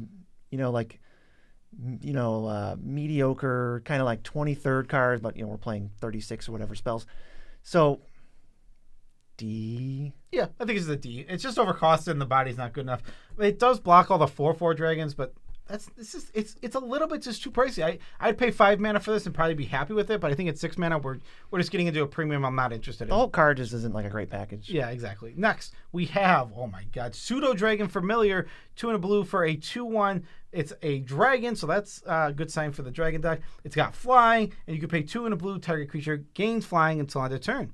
This is a nice, solid... Flying saves this card. It does. It's a solid early drop for the dragon deck. That's all it is. I don't really want this outside of dragon decks. I don't think it's doing much. Right, but then even in the dragon deck, most of your dragons have flying.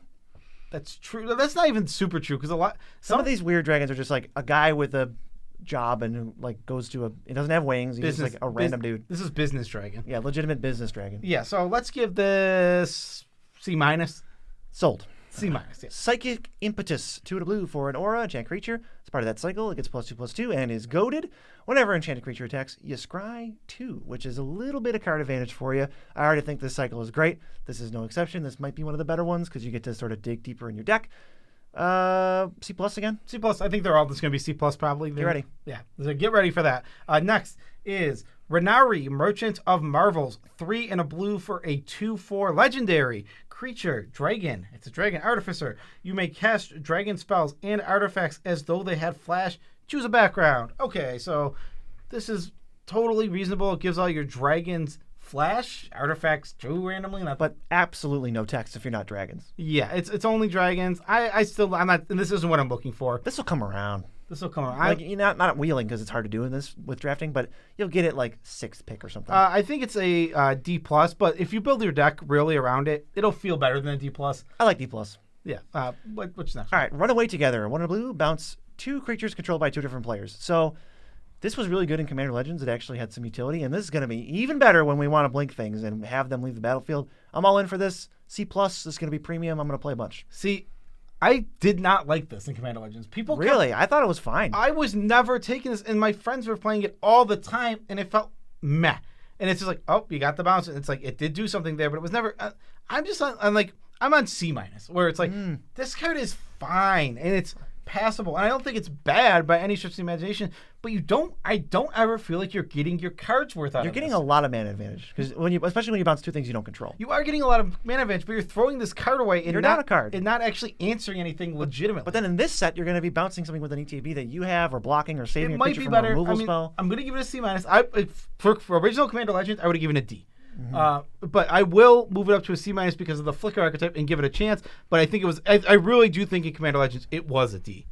Next is Sailor's Bane, 7 blue for a Dragon Turtle 7/7. Without flying, so maybe we do want to give these flying. Yeah, this spell costs 1 less to cast for each card you own in exile and graveyard. That's an adventure, sorcery, instant, and then it has Ward 4. So it's just a big giant 7/7. This is kind of mad, but you can really get it out cheap if you're playing that instant sorcery deck. Yeah, so let's say you get it reduced by like 3 in the middle turns, then you only have, then it's still 6 mana for this thing, and then you're like feeling pretty good. If you don't reduce it by 3, you're probably not feeling great. Has a lot of liability to be chumped with all the tokens running around. I don't think I'm a big fan. I think it's probably a D, and then some decks are going to be able to push it through, and that's great. Yeah, D plus maybe. It's probably fine in the Dragon and Adventure decks. Right? Let's get to the blue dragon, Sapphire Dragon. 5 blue, so they're not all 6 mana. It's a 5/6 with flying. That's beefy. When it attacks or blocks, scry 2. And we've got an adventure, Psionic Pulse, 2 and a blue, instant. Counter a non-creature spell. Here's another counter spell you're going to be playing a lot of. This card is great. This is the easiest B+ I've ever given. It is just fantastic. It is. Big giant flyer. Card draw. Way to close the game with a big giant flyer, if I already said that. And then it's a counter spell. And also it's a big giant flyer. You didn't even mention that twice. I didn't even say that. Yeah, this card is great. B+. I mean, seriously, another card that I'm going to be super happy first picking all the time. Mahamoti Jin with like 6 other things going on. Yeah, it is Mahamoti Jin. It costs 1 more, but it whatever. Does, but you get it. Yeah, they do get it. Next, Sea Hag, and the newest Hag, if you watch our shorts. 4 and a blue for a 3/5. When Sea Hag enters the battlefield, creatures your opponents control get -4/-0 until end of turn. And then it's, got the adventure. It's an instant. Up to 2 target creatures get +1/+0 until end of turn and can't be blocked this turn. I don't like this card. I think that the body and the enters effect are awful, and I think that the other side is okay. I'm just on D. I don't think I'm putting this in my deck very often. I think if all we needed was something good on the creature side, and we didn't get that. It is an awful, awful creature. What I kind of wanted from this was them to flip the 2 text box. I kind of want the -4/-0 as a one-time adventure, and then I want it to like ETB and help me push through damage. Yeah, I'm not interested. But it's like a D-. D-. Yeah, not exciting. Nah, not exciting at all. Stunning Strike, 2 and a blue for an enchantment, or with Flash. When it enters the battlefield, tap enchanted creature and remove it from combat. So probably not enchanting our things. As long as enchanted creature isn't legendary, it doesn't untap. So you're kind of like claustrophobia-ing, locking down a non-legendary creature that you can also take out of combat if they do some shenanigans with it. This doesn't look that good, does it? I think this keeps all its abilities. This is a D-. I think this card's pretty bad. And I agree with their wording on the card, and I agree that they should have made it like this because you don't want people to be in the feel-bad situations of your commanders locked in the battlefield and they can't do anything. Smart move. That feels really, really bad, and I like how they made the card, but I think it's a D-. I'm just not playing it for F. Actually, you know what? Do you want to drop it to F because of all the blinking going on? This might just be an F. Yeah, I think this card's just bad. Yeah, you do not want to play this card. That's all there is to it. We're off of it now. We just talked ourselves out of it in like 3 seconds. Next to the background, it's Sword Coast Sailor, 1 in the blue, legendary enchantment. Background, obviously. Commander creatures you control or own have, whenever this creature attacks a player, if no opponent has more life than that player, this creature can't be blocked. Now, see, I actually like this one. If you want to be attacking with your commander, I still think it's something you're not heading toward or want. Not dying to have it. Yeah, it's like a C-. I'll take it as a background when I need it. Yeah, right. I don't really have anything else to add. It's not very often. You're going to get to just throw your commander at whichever opponent has the most life. but that's not necessarily always great. Sword Coast Serpent, 5 blue for a 6/6, can't be blocked as long as you've cast a non-creature spell this turn. Okay. And the adventure is 1 and a blue, instant. Return target creature to its owner's hand. So, things like this I might actually end up playing more than Run Away Together. Yeah. Because I just get something out of it. And, late game, you can clock somebody. Very pricey, though. So just kind of take, your bad bounce spell. That'll buy you some time until you can actually cast this. And if you can start sneaking through, cool. Yeah, I think it's good. C? I think it's card's like a C. Yeah, I think this is way better. I think this is so much better than Run Away Together. Well, I mean, that's what I'm all the adventure cards. That's what I'm saying. They're always they kind of just are better than their counterpart. Yeah, so I'm in for that one. Next, we have Timora's Invoker, 1 and a blue for a 1/3, pay 8, draw 2 cards. I don't think you're going to do this next to ever. Draw 2 for 8? There's good card draw in this set. You're just not going to do it. Is this enough? I think it's a D-. I mean, another D- because sometimes it's great. Sometimes they're not even great. Sometimes it's functional. Yeah, D-. Even so you're 10 mana in and you're up 1 card. Yeah, D-. I mean, F. Actually, you know what? F. Yeah, this card's bad. That card's bad. That's insulting numbers. Get that card out of here.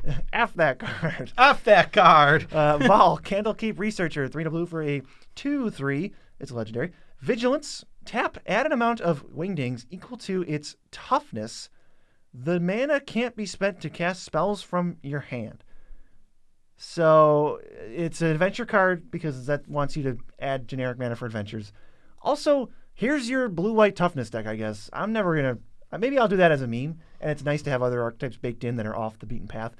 But for now, it just seems like a bad adventure card. It's an adventure card, but it is fine in the adventure deck, right? I don't even think it's that great. It's okay, you add 3, but most of the adventures we were seeing are 1 and a white, 1 and a blue. Where you're just slinging together 3 adventures and reducing them all. Well, no, you're going to cast the creatures with this mana.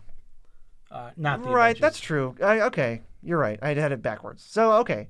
I still think it's a D. I mean, it's not like right, not like I'm telling you to... I had it backwards, though. So, yeah, it is a D. A D. Yeah, it's fine, but it's not great. Next, Winter Eladrin, 3 and a blue for a 2/2. When it enters the battlefield, return up to 1 other creature to its owner's hand. 2 and a blue. 2 and a blue. What'd I say?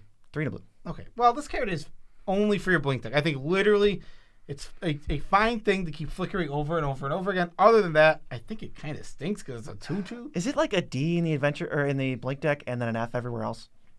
It's definitely an F. It feels like a build around D or something. Yeah. It's not exceptional. Build around D, yeah. Young Blue Dragon. He's a rapper. 4 and a blue for a 3/3 flyer. And the adventure is a sorcery, 1 and a blue.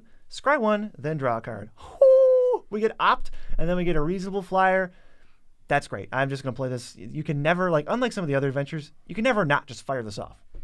You're always going to get a 2-for-1 with this. This card is good. This card is straight just... up 2-for-1, C+.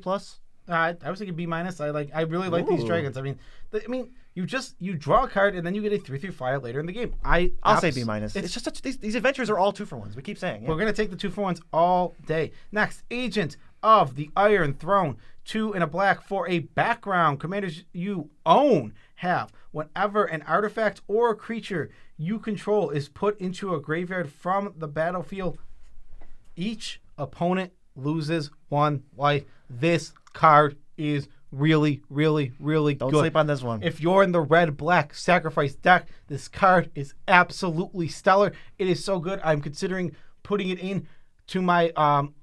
this is one I'm considering for the 99 for that red-black commander we talked about earlier.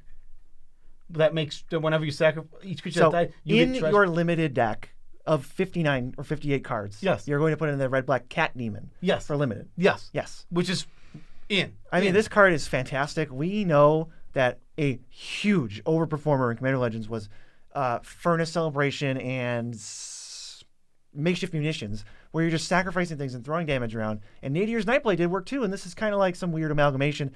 It's going to just get so much damage as the game goes. Each opponent, too. There's a treasure theme in red-black. Mm-hmm. This card is incredible with treasures. Just existing is going to chip people. This is the easiest B+. This is B+. such a B+. This is one of the best backgrounds we've seen so far. Yes. Agent of the Shadow Thieves, 1 and a black for it in background.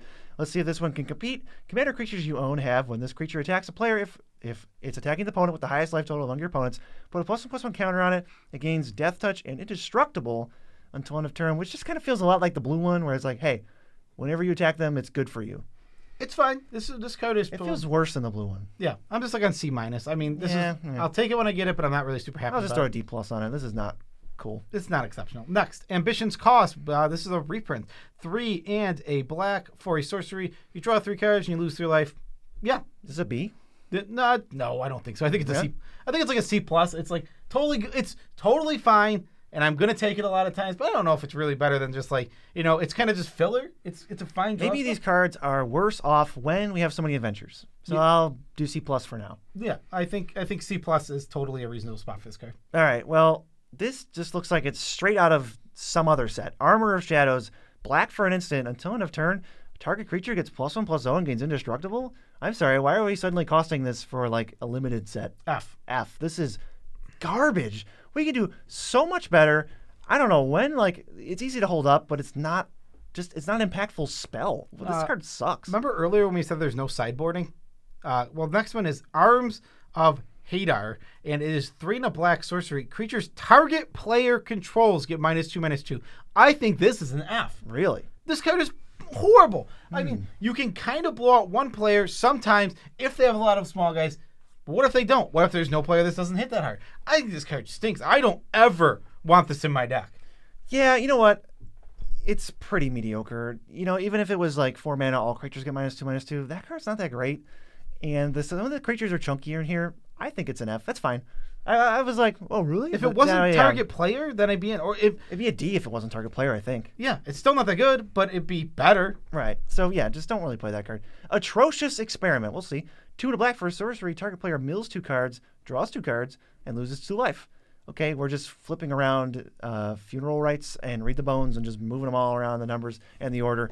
It's just this goes in probably the green-black, and I think it's like a D everywhere else. Maybe like a C-. I think it's like a C. I think it's like C in your decks that cares. Build around C in green-black, C- elsewhere. Yeah, I can agree with that. I think that's a totally fair place to put it. Next, Bonecaller Cleric. It's 1 and a black for a 2/1 creature. You pay 3 and a black. Sacrifice Bonecaller Cleric. Return target creature from your graveyard to the battlefield. Activate only as a sorcery.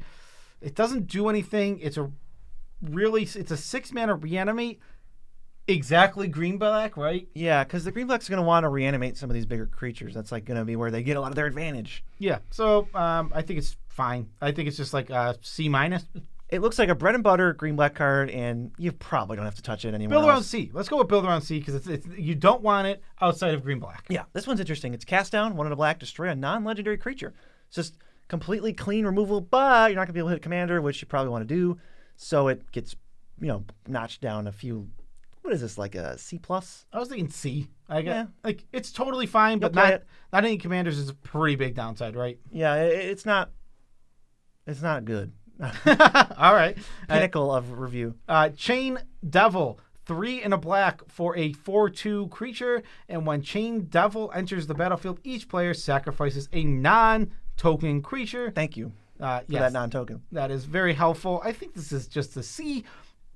It's fine. Maybe it's a little lower. Maybe it's a C-. You really only want it in your sack decks, right? Right. When you're sacrificing a dummy that gives you a benefit, that's when it gets to be more than like a 1-for-1. But you are getting a real card out of everybody, so I think C is perfectly fine. In the Black-Red Legend from earlier, this card is really, really good. You can get 4 treasures at your end stop. That card, Ooh. It actually is very, very strong when you curves into it too. Yeah, it's good. It's good there. All right. Cloud Kill, 4 black for a sorcery. All creatures get -X until end of turn, where X is the greatest mana value of a commander you own on the battlefield or in the command zone. So realistically, with a lot of these, we're seeing 6 mana, -4/-4-ish. Yeah. And sometimes there'll be more than that. This is going to be a board wipe. Yeah. It's like always 3, 4, 5. That's what we've seen. I think it's just a B. It's going to be a good board wipe a lot of the times, and if you have one of the higher commanders that cost a little bit more, this guy's going to be extra good because you're going to get behind. You might get behind early because your commander doesn't come out till late. Boom, wipe the board, and now my commander's coming out afterward. I like this card. B. I'll throw a B and maybe even as good as a B+, but we'll see. Yeah, B+. B+. Well, I'll move it up for you. Next, Criminal Past. 2 and a black for a background, and you're obviously... I'm not going to read that line of text anymore. Your commander has this ability. This creature gets +X +O, where X is the number of creature cards in your graveyard. This can make for commander damage kills. It's true. But Only your commander. It's only going to be in the mill decks, and it's only your commander. I think it's just a D+. It's not. It can be decent, but it's not that great. No, I'm really not looking to play this. D+ is fine by me. Deadly Dispute. This card has been pretty good every time you play it in regular commander. 1 and a black, instant, sack a creature, draw 2, make a treasure. Complete, like, premium kind of way to sack creatures in the red-black deck. Everywhere else, take it or leave it. This card's fine. I think.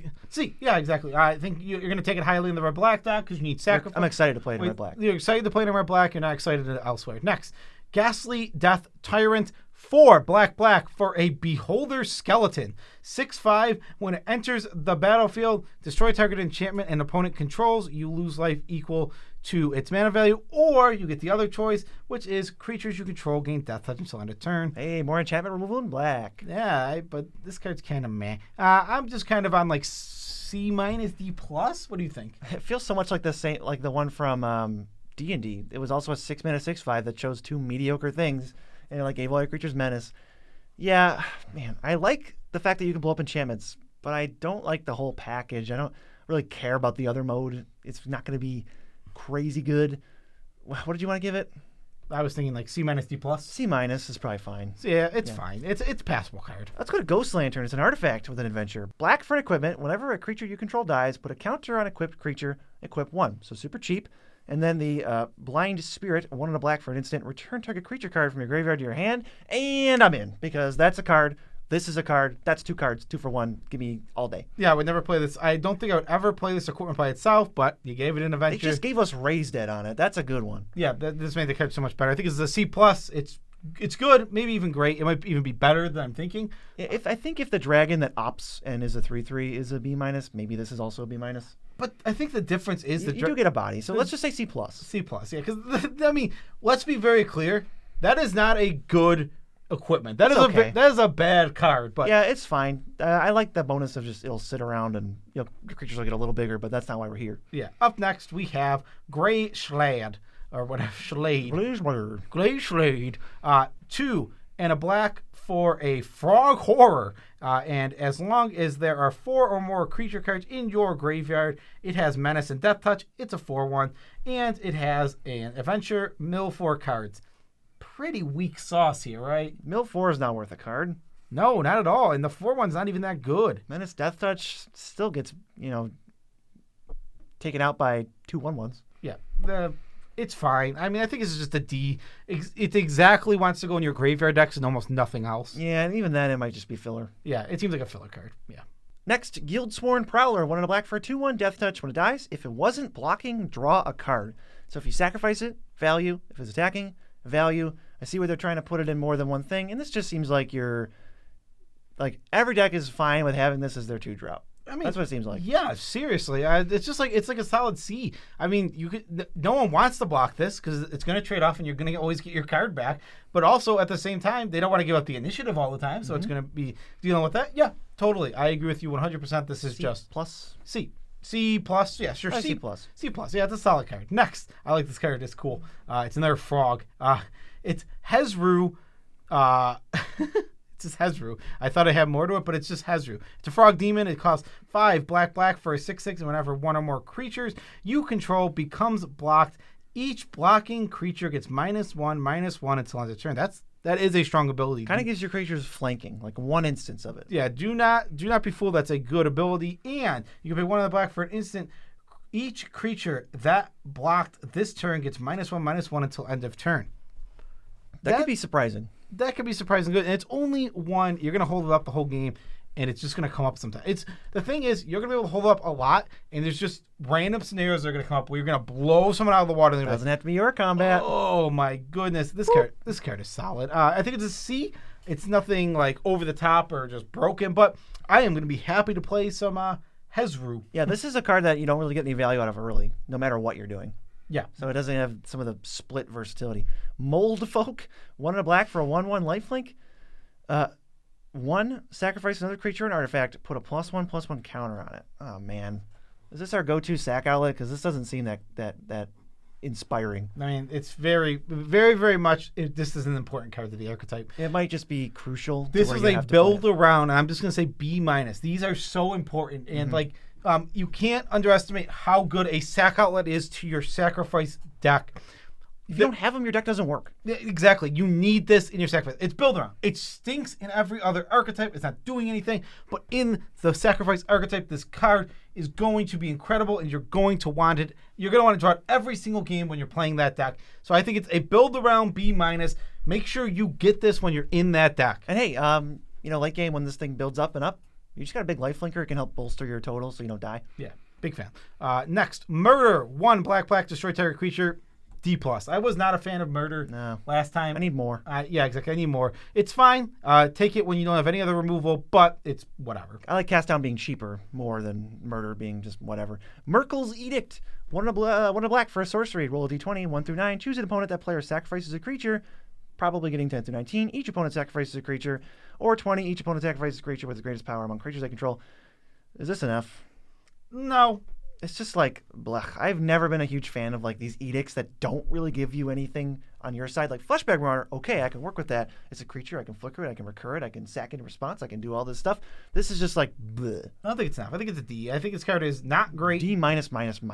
Sure, D-. But it's still, I think it's playable in some decks. Oh my god, if you roll a 1 through 9, it's a disaster. All right, next we have Merkel's. I don't know why everything is Merkel. Merkel's Invoker, 2 and a black for a 2/3, and you pay 8. Your creatures get +2/+0 and gain menace. Again, it's not going to do anything early game whatsoever, but it can be okay late game. It's just like a D. I'm not excited Best to play Invoker this. so far. It's the best Invoker, but I still think it's just a D. I'm just not excited to have this. Agreed. Nefarious Imp, 2 and a black for a 2/1 flyer. Whenever one or more permanents you control leave the battlefield, scry 1. Okay, the flying is going to bail us out here and kind of give a pass on some of the text box because it's an invasive thing. Take the initiative, do some stuff in the air. Probably C-, D+. Yeah, I mean, this is a flyer. Right, I'm really not excited. Does not get me excited. No, but this next card I like a lot. It's just silly.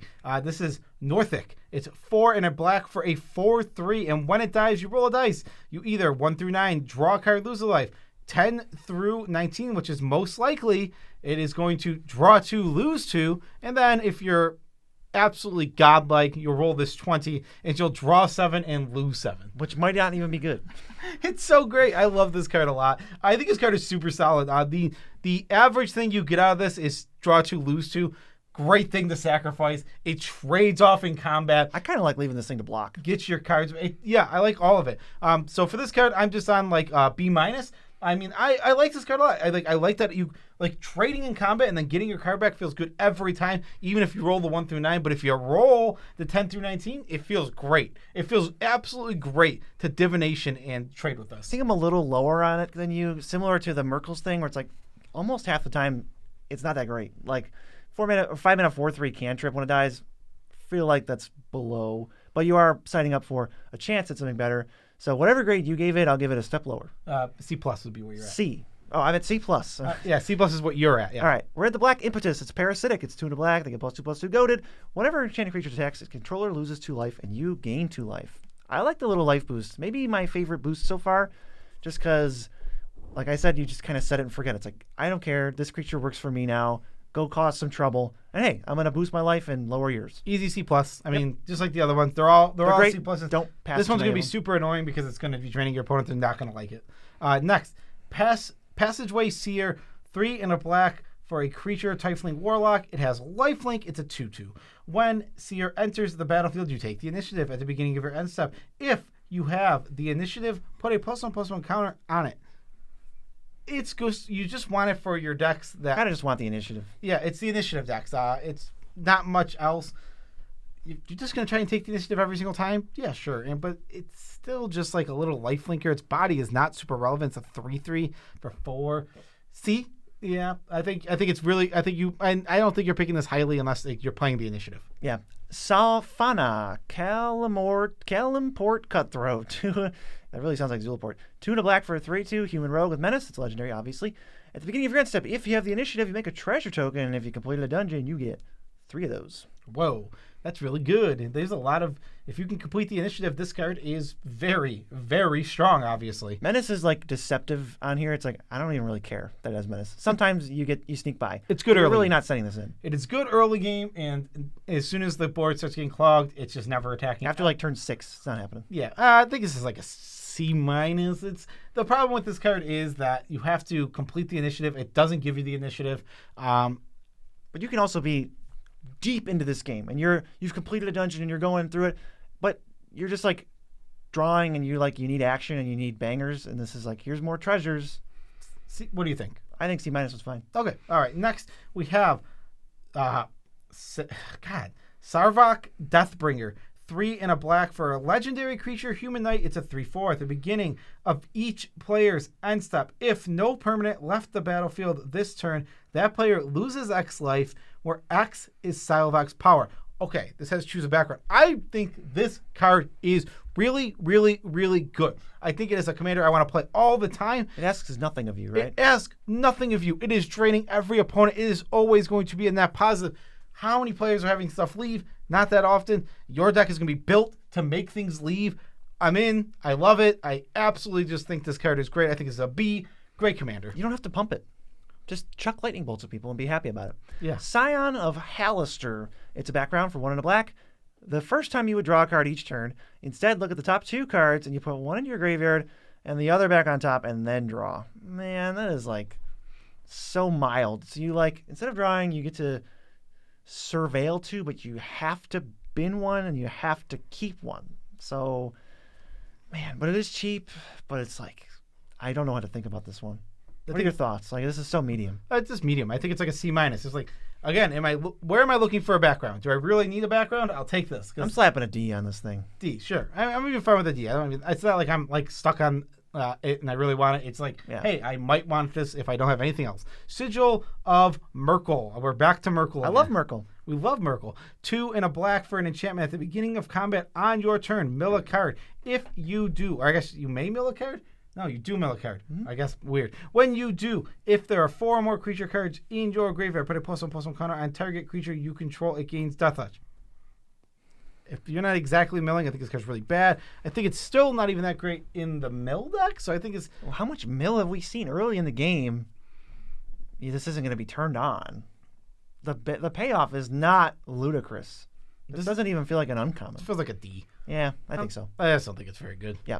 We're really cruising now. Silveris, Nightmare Speaker, 3 and a black for a 3/3, legendary Snake Cleric Warlock. Tap. Sacrifice another creature or an artifact. For each opponent, you mill a card.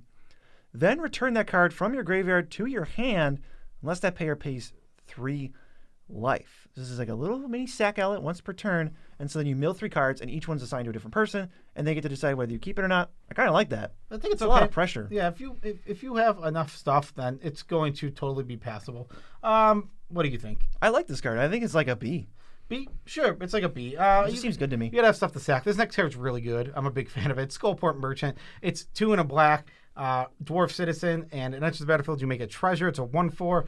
Pay 1 in the black, sacrifice another creature or treasure, draw a card. I think it's a B+. I think this card is very, very, very good, and I think it's super important to specific archetypes. Your leave the battlefield archetypes are going to love it, and obviously your sacrifice archetype is 100% taking this over almost anything else in the pack. And wobble combos with Myriad. This card is this card is great, period. B+, I want this card 100%. Every deck staple. Snapping it, the sacrifice decks are going to be like, oh my goodness, I can't believe someone passed this. Yeah. Sturge, black for a 1/1. Flyer, can't block. 1 in a black, pay 1 life, sack it, draw a card. Sure. This is like an Elvish Visionary variant that can take the initiative better, so it's probably like a D+. Yeah, weird card. The D+ is a good grade for it. I don't think it's very good. It's just a bizarre little flyer. We're going a little faster now because we know what flyers do. We know what the initiative is. We've read all the mechanics. We know background, and we're kind of just getting into the cycles and the flow of things. This card's fine. I mean, yeah, it's a D+. I'm going to play it somewhere probably. So it's nice. It's nice because it sacrifices itself. It's good in that sense. Next, Summon Undead, 4 and a black. Mill 3 cards, then return a creature from your graveyard to the battlefield. Yes. Okay. Yeah. Perfect. This is exactly what we want to see. Our green-black reanimation spell, I think that this is better than the creature, which is weird because the creature was an uncommon. Yeah, I'm in for it. Let's just give it C? C plus? Yeah, but you're going to be excited, just like a sack outlet, you're going to be excited in the green-black deck. Yes. Thieves' Tools, one in a black, another black equipment. ETB, make a treasure token. The equipped creature can't be blocked as long as its power is 3 or less and it equips for 2. I think this is going to end up being all right. I think it'll end up being like a C. The treasure's fine, a little bonus thing to sacrifice. Kind of only makes this package cost 3 mana if you want. And you're going to be taking the initiative for sure. I think the fact that the initiative is so readily available is making this card actually good. Like, I am totally down for this. I think maybe even a C+. I think treasures are just going to be so good for that red-black deck. Might be good maybe just in general, then? Yeah, I'm in for this card. I think C+ is a good grade for this card. This card is going to play better than it looks. It turns out the initiative is a huge part of the game, and if you care about the initiative, if it's your archetype, you are in for this card. Mm-hmm. Up next, Topaz Dragon. 4 black for a dragon with flying and death touch. It's a 4/4, and it has an adventure in its instant. Creatures you control gain death touch until end of turn. B. Okay. Another B, because you're going to just trade up some token. You can have a devastating defense if they're trying to send creatures at you, and then you just get a great death toucher that's good on offense or defense. Yeah, Sweet. The card's good. The card's just good. These 4/4 flyers that do something else, they just seem fantastic. Are just absolutely fantastic. So B. Underdark Explorer. 4 black for a 5/3 menace. Weird stats. When it enters the battlefield, you take the initiative. Lizard Warrior.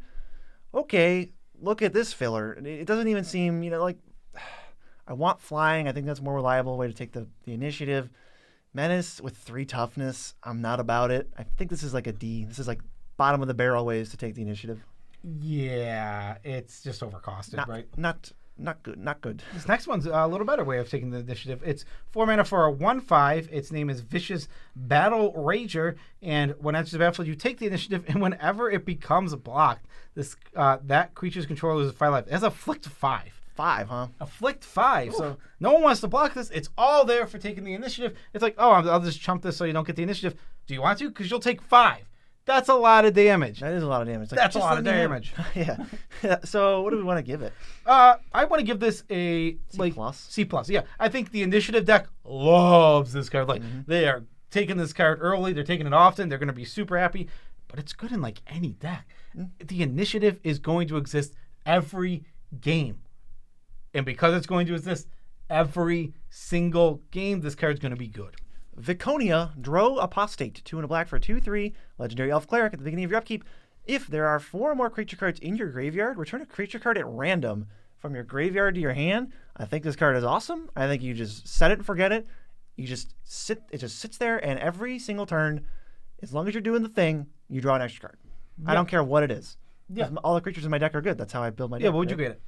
Looks like a B. Yeah, I agree with you. This card, it's just another one of the good commanders. Let's just pair it up with one of those with a good background, and we're just going to be super happy about it. This next card, I love this next card. This is Vrock. Why do you get all the one-word cards? Vrock. I got Sturge, I guess. That's the noise it makes.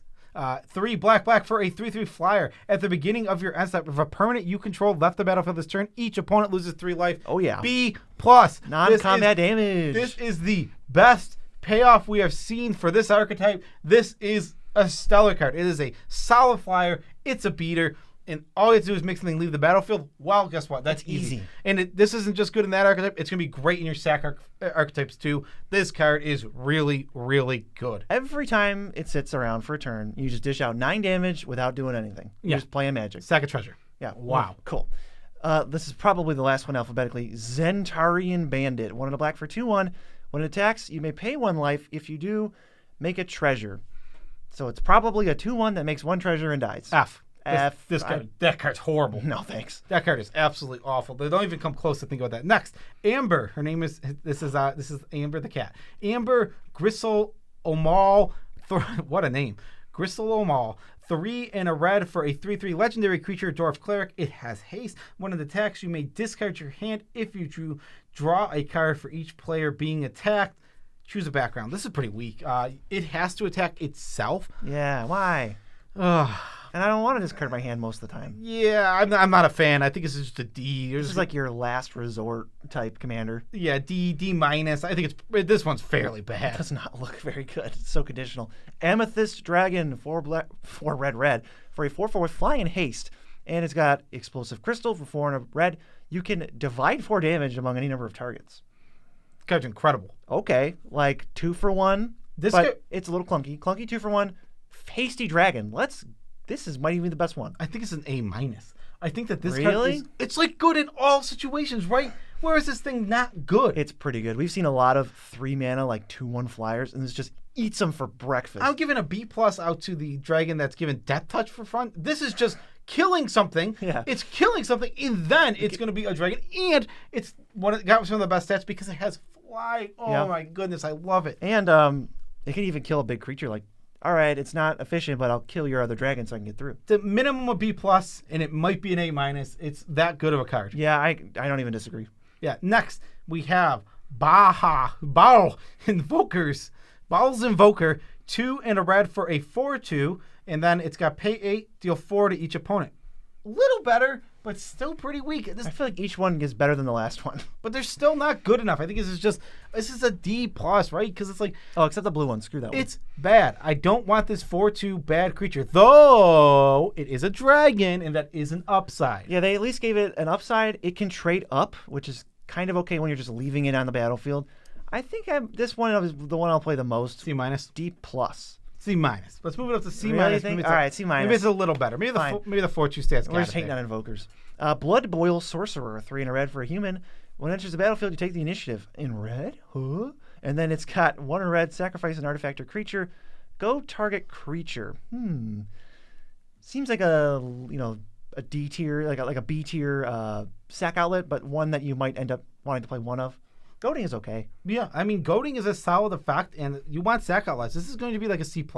I think this card is good. You need sack outlets in your sack deck, and this card is going to get there, and it takes the initiative. It's just maybe build around. extra bonus. Yeah, build around. Let's give it a build around C+. This is one of the worst of the sack outlets we've seen, but also it's making me think that maybe we're seeing enough sack outlets that maybe that skeleton's going down my I list. still don't think we've seen that many. Because, 2 mana is not something you can just, repeat. Yeah, that's fair. So let's give it a C+ and move on to Breath Weapon. 3 and a red, instant, deal 2 to each non-dragon creature. Hey, it's Fiery Cannonade. Yeah, we had this last set and it wasn't good. I think that was like a D. I think it's a D. Yeah, maybe, sometimes, rarely. Right. Carnelian Orb of Dragonkind, 2 and a red, Manolith adapts to red, and if it's spent on a dragon, it gains haste. That's really only going to be relevant with the flying dragons. This one may be less interesting than the blue one even. Yeah. Just like a D. I don't know. They're D pluses. I mean, Manolith isn't a very strong card. We have a lot of good mana rocks, and this is just a medium one. I mean, it's fine. But obviously, the dragon deck, this gets a huge boost because giving your dragons haste can actually be very effective. It can be, but you're not always in a position to just jam. I mean, I'm not saying you are, but I'm saying it does have a decent effect in the dragon deck. Well, I'm saying I think I'd rather Scry 2. You'd rather Scry 2? Yeah. Maybe. It depends. Okay. Next, we have Coronation of Chaos. 2 and a red for a sorcery up to 3. Target creatures can't block this turn. Goad them. Now, the goad is what makes this card kind of good, but I think I'm really low. I think this is a D-. I think this is a card I am avoiding almost all the time. I want to test this out because it looks weird. It's, when we talk about tapping creatures be good, it's all about the package, like that the thing having flash, the not untapping, the dragon doing it on ETB. It's all this different stuff correlates, and now we're just into they can't block for 1 turn. If it's the next person in the turn cycle, they are going to be attacking, and then they won't be available to block for the rest. But you can't guarantee that. This is really finicky, and at best you're going to get a C level card out of this. So I would just give it a D. Yeah, I'm on D. I didn't think it's good. Very good. Yeah. Dragon Cultist. It's a background 4 and a red. At the beginning of your end step, this is for a commander, if a source you control dealt 5 or more damage this turn, you get a 4/4 red dragon creature token with flying, and it doesn't need to deal damage to players, and it doesn't care what the source was. This might just be one of the best backgrounds we've seen, and just good in any deck, and first pickable. Yep, card's good. Just poops out 4/4s. Yeah, exactly. It's a solid background to put you into red. Yeah, I'm in for this one. You got to deal out some damage for sure. It's super important to get there. But it's kind of a free roll. It's a background. Don't put this in your 99, but when you sit in your command zone, it's free. Take some 5/5s. You'll deal damage. Yep, I'm in for it. Yep. If I make 1 dragon, I'm sweet. B-. Yeah. B- is good. I like it. Next, Earth Tremor. 3 and a red for an instant. Deal damage equal to target creature or player equal to the number of lands you control. D+. If you really need a removal spell, it's all right, but these things just don't. If we're at murder is what, D? Yeah. Then this is a worse than I that. think it was a D+. in, like, yeah, every possible This is way, also so- a D+. Yeah, Right. it's just It's in the on same- that par because red is a little different with hitting creatures. Yeah. I got Fang Dragon. It's 5 red for a 6/3 flyer, so a little fragile. 1 in a red for sorcery. You can deal 1 damage to each creature you don't control. That's gonna take out some things. Everything apparently has 1 toughness. It's like 1 toughness or like 4 toughness. This is whatever. I mean, kind of like this we're one. back to it's just like See, I like the adventure, and I'm not super big on the Fang Dragon part. I'm wondering if the like if it was just Blazing Volley, the adventure by itself, would that be good? no, I don't think so. I think it's pretty bad. I don't know. I just keep seeing X ones. Maybe I'm I think it's thinking like too much about the X ones. I think it's like a C. I think it's like a C-. Well, I'm not saying this card is even better than like a C level, but I just said like I'm kind of excited about the adventure because I get something else, Ugh, and that's, even if it is fragile. the dragon's pretty weak. I mean, I think for maybe a dragon deck you want it. The adventure deck maybe It seems like a C. C-. Next, Fireball X red. This spell costs 1 more to cast for each target beyond the first. It deals X damage divided evenly, rounded down among any number of targets. Weird. Fireball's a weird card. This card stinks, right? Yeah, I think so. If you want to kill 2 1/1s, is 3/4 mana. 4 mana to kill 2 1/1s. Cool. No thanks. No, at sorcery speed. This is for flavor and not functional. Yeah, it's not good. No, Yep. I would not play this ever. D. Ganax Astral Hunter, 4 in a red for a legendary 3/4 dragon. When it or another dragon enters the battlefield under your control, you get a treasure token. So it's really 4 mana because you just get refunded 1. And it helps pay for its own tax if you want to kind of put the treasure away and say, I'm going to recast my 3/4 flyer. Nice to have a flyer. I don't even think this cares what deck you're in. Just kind of play it and it's decent. Yep. And I'm excited about it. Totally fine card. B Yep. minus. It's like a B- C+. It's totally reasonable, especially when you're Teetering. especially when you're dragon. Then we give it a C+. Like, Okay. it's I'll totally, give it a B minus. totally reasonable card. Next, Jinsei's Enforcers. Or Jinsei Enforcers, 1 in the red for a 1/3. It's got Myriad, and then it's got 1 and a red. Pay creatures you control named Jinsei's Enforcers get +1/+0 until end of turn. So it pumps all of them. This seems pretty weak. This seems really bad. It seems like in late game you might be able to get something out of it, but mostly not. If you have 6 mana, after playing your 2 mana 1/3 and attacking, you pay 6 mana and now you have 3 4/3s. So a staple of limited is you need 2 drops, right? That's not true in Commander Legends. And not also, you don't need bad 2 drops. I'd rather just play nothing. You just don't. You don't need 2 drops. Is what I'm saying. You Right, don't. but playing nothing is better than playing a bad 2 drop. Yeah, like playing 2 drops in limited is like something you do. No, you don't have to force them here. No thanks. Null Warband, 5 in a red for a 5/5. It costs 1 less for each opponent that was dealt damage this turn. Okay. Menace, Myriad. Now this is a Myriad one I can get behind because it doesn't really cost 6. You're gonna, let's say it costs 5. I think that's reasonable. You're gonna hit somebody, play it post combat, and now if you've got 3 5/5s of Menace coming in, there's no guarantee that one person will be able to handle it, which means you're gonna get more than 1 attack. This card is good. I think it's a solid B-. I think so too. I might even B-, yeah. Let's not get crazy. This card is good, and like the fact that it can cost you 3 mana, it's a 5/5. It has Menace. This is not easy to block. It's going to be great at taking the initiative. Everything about this card just adds up to just super solid. What is Big it? stats. It's a Knoll. It's a Null, obviously. Yeah, obviously no war band. I guess it's a whole band of Knolls. Right, and there's no subtype. Of course. There is no subtype. They're just good old Knolls who They're hang not out. warriors. No. They're just in war. Yeah. Next, Guild Artisan, 1 in the red. This is a background, and it says whenever this creature attacks a player, if no opponent has more life Here than we that go. player, create 2 treasure tokens. Now I don't even get a bonus on the creature, and it's going to have to be an expendable one. Well, it's your commander. It's always your commander. Never mind. That sucks. Holy crap. I was thinking, nope. Just, nope. Is this an F? Is this the F background? What does it do? D-. I mean, it does a little bit. The first one pays itself back, and you're not even positive. You're like, cool. Now you haven't cast Guild Artisan. D-. Oh, man. It's really good. Gut, True Soul Zealot, 2 in a red for a 2/2 legendary Goblin Shaman. Whenever you attack, you may sacrifice another creature or an artifact. If you do, you get a 4/1 black skeleton with Menace that's tapped and attacking. They just give you a whole turn skipped of having to wait for that, which is a good idea because this card seems bonkers. All right, this card is a sack outlet. It gives you creatures that can be sacrificed. Relevant tokens? They're relevant tokens. They have Menace. They are not easy to block. What is going on? This card is really, really good. It's a great commander. I'm going to be super happy to have it. I think it's a B+. Yeah. One of the commanders, if you're playing Sacrifice, it's I'm looking for the red-black guy or I'm looking for this guy. Like you can first pick this card over rares. That's where we're at with the B pluses type, commanders. Yeah, this card's good. Next, Hoarding Ogre, 3 in a red for a 3/3. It attacks. You do the rolling. The first one is you get a treasure. The second one is you get 2 treasures, and the third one is you get 3 treasures. This guy again. Yeah, I don't think this card's good. It's just gonna get stonewalled so early, so quickly, and it's not gonna be attacking effectively. I think this is like a D. You just don't want to be playing this guy. D sounds good to me. Ingenious Artillerist, 2 in a red for a 3/1. Whenever one or more artifacts enter the battlefield under your control, it deals that much damage to each opponent. This is a common. This card is really good. I'm gonna sit back and just deal a bunch of damage to you. And it's similar to the 5-mana 3/3 that makes everybody lose 3. I think this has potential to be one of the best commons. I mean, it's easy. I mean, if you're in the sacrifice treasure archetype, it's incredible. It's an easy B for that. I think you do want to put this in build around because I don't think this card is very good in your average red deck. That's fair. You want to care about artifacts. Build around B.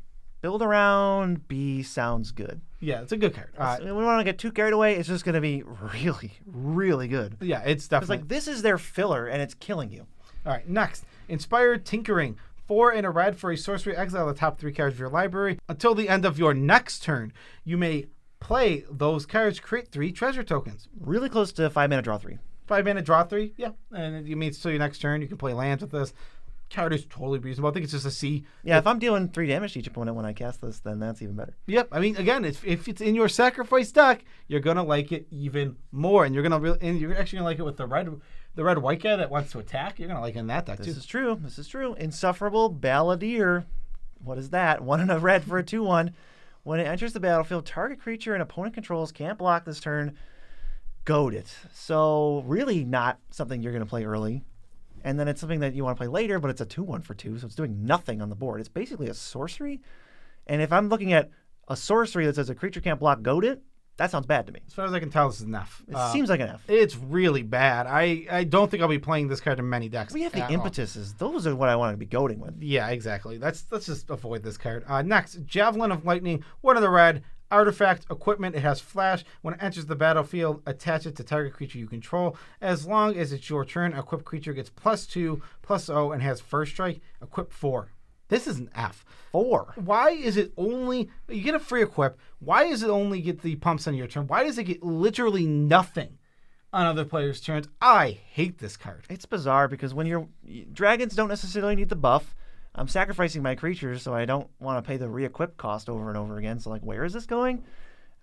It's so weird. Like, you can get, like, a 2-for-1, kind of, if you snipe something and they're trying to block, and you go, like, boop, gotcha.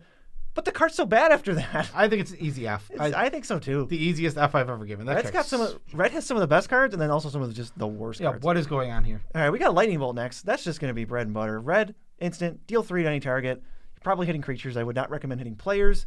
But from what I can see, Lightning Bolt hits like every commander that we've seen so far. C+? I'm thinking at least C+. Yeah, because it's just, we're not a big fan of murder, and this is not always that, but it's very efficient on mana. You don't have to hold up a lot. Very efficient. It costs 1 mana, and on top of that, this does hit players. It's not like... It's a thing. I mean... It will be relevant in some percentage of games, and that's going to actually matter. Like, you're going to burn a player out. If you play enough of this format, you will see someone die to this Lightning Bolt. Yes, maybe I'll go back to C, but, like, I'll play this card. I'm not C+. I'll say C. I'm going to say C+. C+. Well, I'll say C. I'll say C+. Next, we have Levon, Cultist of Tiamat. 2 and a red for a 1/3 legendary creature, so this can be your commander, obviously. Whenever you cast a non-creature spell, target creature gets +X/+0, where X is that spell's mana value. This card is fine. It's kind of just like the other version of the Spell Slingery deck or the Adventure deck, whatever you want to call it. It seems reasonable. If you're doing the Adventure thing, it's fine. I'm not excited about this card. I think it's a solid C-, but I can see if you build around it, obviously you will because it's your commander, but I can see if you really, really get the deck, it could be powerful. This card is garbage. It dies to Lightning Bolt. Oh, but also, in all seriousness, I kind of want to play like tokens with this and then use the expendable tokens to buff and make it so that the decision of whether to block or not is awkward. I guess you can do it with like myriad tokens, but I am agreeing with your grade. Yeah. Let's go to Nemesis Phoenix. There's always got to be a Phoenix, huh? 3 red for a 4/2 flyer. 2 in a red. Return it from your graveyard to the battlefield, tapped and attacking, but only during declare attacker's step, and only if you're attacking 2 or more opponents. So you get like a mediocre flyer, kind of the sort of stats we'd expect on a card that draws us a card in some way with an adventure, but we don't get that. Why don't you walk me through what happens if you have a myriad creature with this? You declare your attackers, myriad triggers, in declare attackers. You get the myriad, and then you can return this. Then you can do this. Yep. All right. So could just be a C-. Let's not be too hard on the poor fella. Let's give it a C. I don't like the initial cost. The initial cost is what turns me off on this card. And I don't think there's really a way to mill it. If we can get into our graveyard reliably, which I don't think we can. It has to be like red-black. Sure. Let's give this I think it's a C-, but I think it might overperform. The returning can definitely be strong. It's 3 mana to keep getting back and forth to over and over again. Right, but then you're also Flyer. consistently jamming, so you're already executing your game plan. Yeah, exactly. It's a decent card. Next, we have Pack Attacked. 2 in a red. Attacking creatures get +X+O until end of turn, where X is the number of players being attacked. Draw a card. It's an instant. Ooh. Yeah, I like this card. I think this is one of those finishers. It's going to be good for your Myriad decks, your Attacks Matters deck. Yeah, I like that it draws a card to replace itself. Can mess up opponent's combat. It can mess with attacking creatures. Yep. Where X. Yep, you can do it with opponents. This card seems solid. I'm going to give it a let's see. I think it's a C. It's like one of those. Don't play too many of this card. Obviously, you can play like one. You probably play one, but I do like that it cycles. It's nice that, hey, this card isn't good now. Give me a new card. Give me a new card, please. Patron of the Arts, 2 in a red, 3/1. Honestly, a contender for a generous patron card, but it enters and it dies into a treasure token, and it's a dragon. So this is all relevant. It ramps you. It just seems like a perfectly fine little thing to do in the mid to early game. Yeah. But that's probably like a C-. It's a dragon, right? Dragon, treasure, cool. Nothing much else there. C-. I think it's a C. I think it's going to be just straight up filler. I mean, I'm not going to be upset to have this in my sack decks. I'm not going to be upset to have this in my dragon decks. It's 3 permanents. It's exactly. So I'll take it. You know what? Actually, this card it's just looking better. It's still it's in the C range. I'm going to give it a C and not go. I'm going to give it a C. Next is Reckless Barbarian, 1 in the red. For a Dragon Barbarian, sacrifice Reckless Barbarian. You get red. It's a 2/2. I think this card might be okay in the stack deck, so I'm going to give it a D+.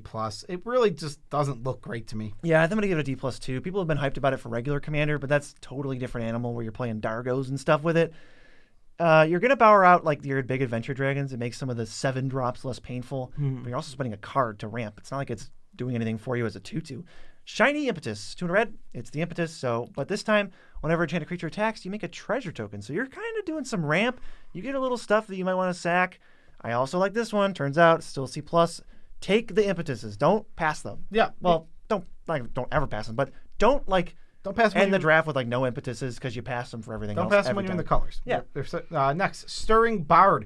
3 in a red for a Dragon Bard 04. When it enters the battlefield, you take the initiative tap. Target creature gains menace and haste.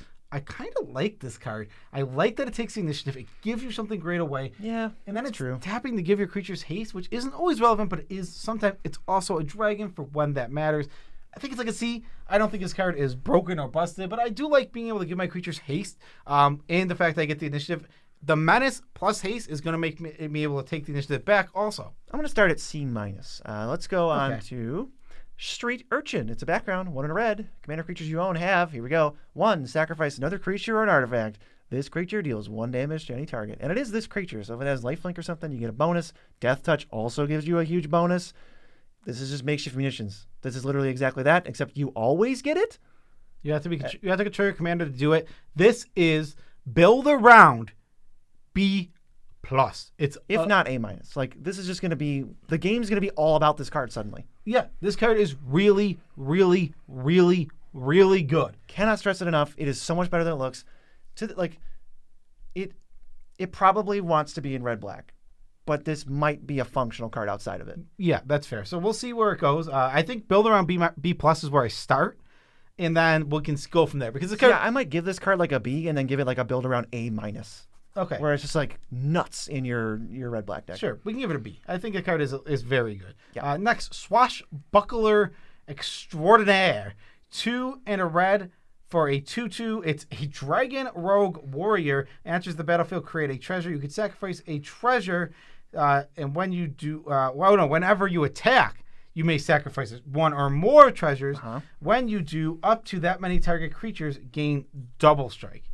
It's a sack outlet. It can give double strike. It seems okay. I like that it gives you the treasure when it enters. These kind of things that 3 mana get 2 bodies is going to be very, very, not 2 bodies, but 2 permanents, is going to be super relevant when we're playing our sacrifice decks and we need those extra permanents. I will challenge what you said. It is not a sack outlet. It is. How do you figure? Whenever you attack, you may sacrifice 1 or more treasures. Are we having problems sacrificing treasures? Oh, that's fair. The treasures can be sacrificed. All right. Sure. But yeah, all the creatures are pretty, like everything we've talked about. We're deep into the set right now. It's all like 2/2s, 1/3s, 3/3s, 4/4s, 6/3s. They're all in the same range. So I think double strike is going to be relevant. How is this not a pirate? How many swashbucklers are not pirates? That's a rogue. Yeah, that's BS. That is BS. What do we want to settle on? C+, you said? What? Wow, did I say anything? Did I even say a grade for this? Well, I was hoping you would just say that you said C+. Yeah, I said C+. You heard me. Taunting Kobold. There's no way this is going to be. Let's read it. Red for an 0/1. Haste whenever it attacks. Goad target creature an opponent controls. Oh, look, it's terrible. How is this surviving? What are you doing on, like, there's no advantage to playing this early, despite it being an early drop. It's just going to run into, like, anything. Well, this card stinks. It's the easiest F. It's so bad. Thank God it's an uncommon, so we don't have to see more of it. Next. Please don't play it. It's a background. Tavern Brawler, 2 and a red. And what does your commander get this time? At the beginning of your upkeep, exile the top card of your library. This creature gets +X, +O until end of turn, where X is that card's mana value. You may play it this turn. This card, I like it. It draws you an extra card every single turn, and it makes your commander a better attacker if need be. Okay, why would I not want to draw an extra card every turn? It's just like Outpost Siege plus more text, but it's cheaper.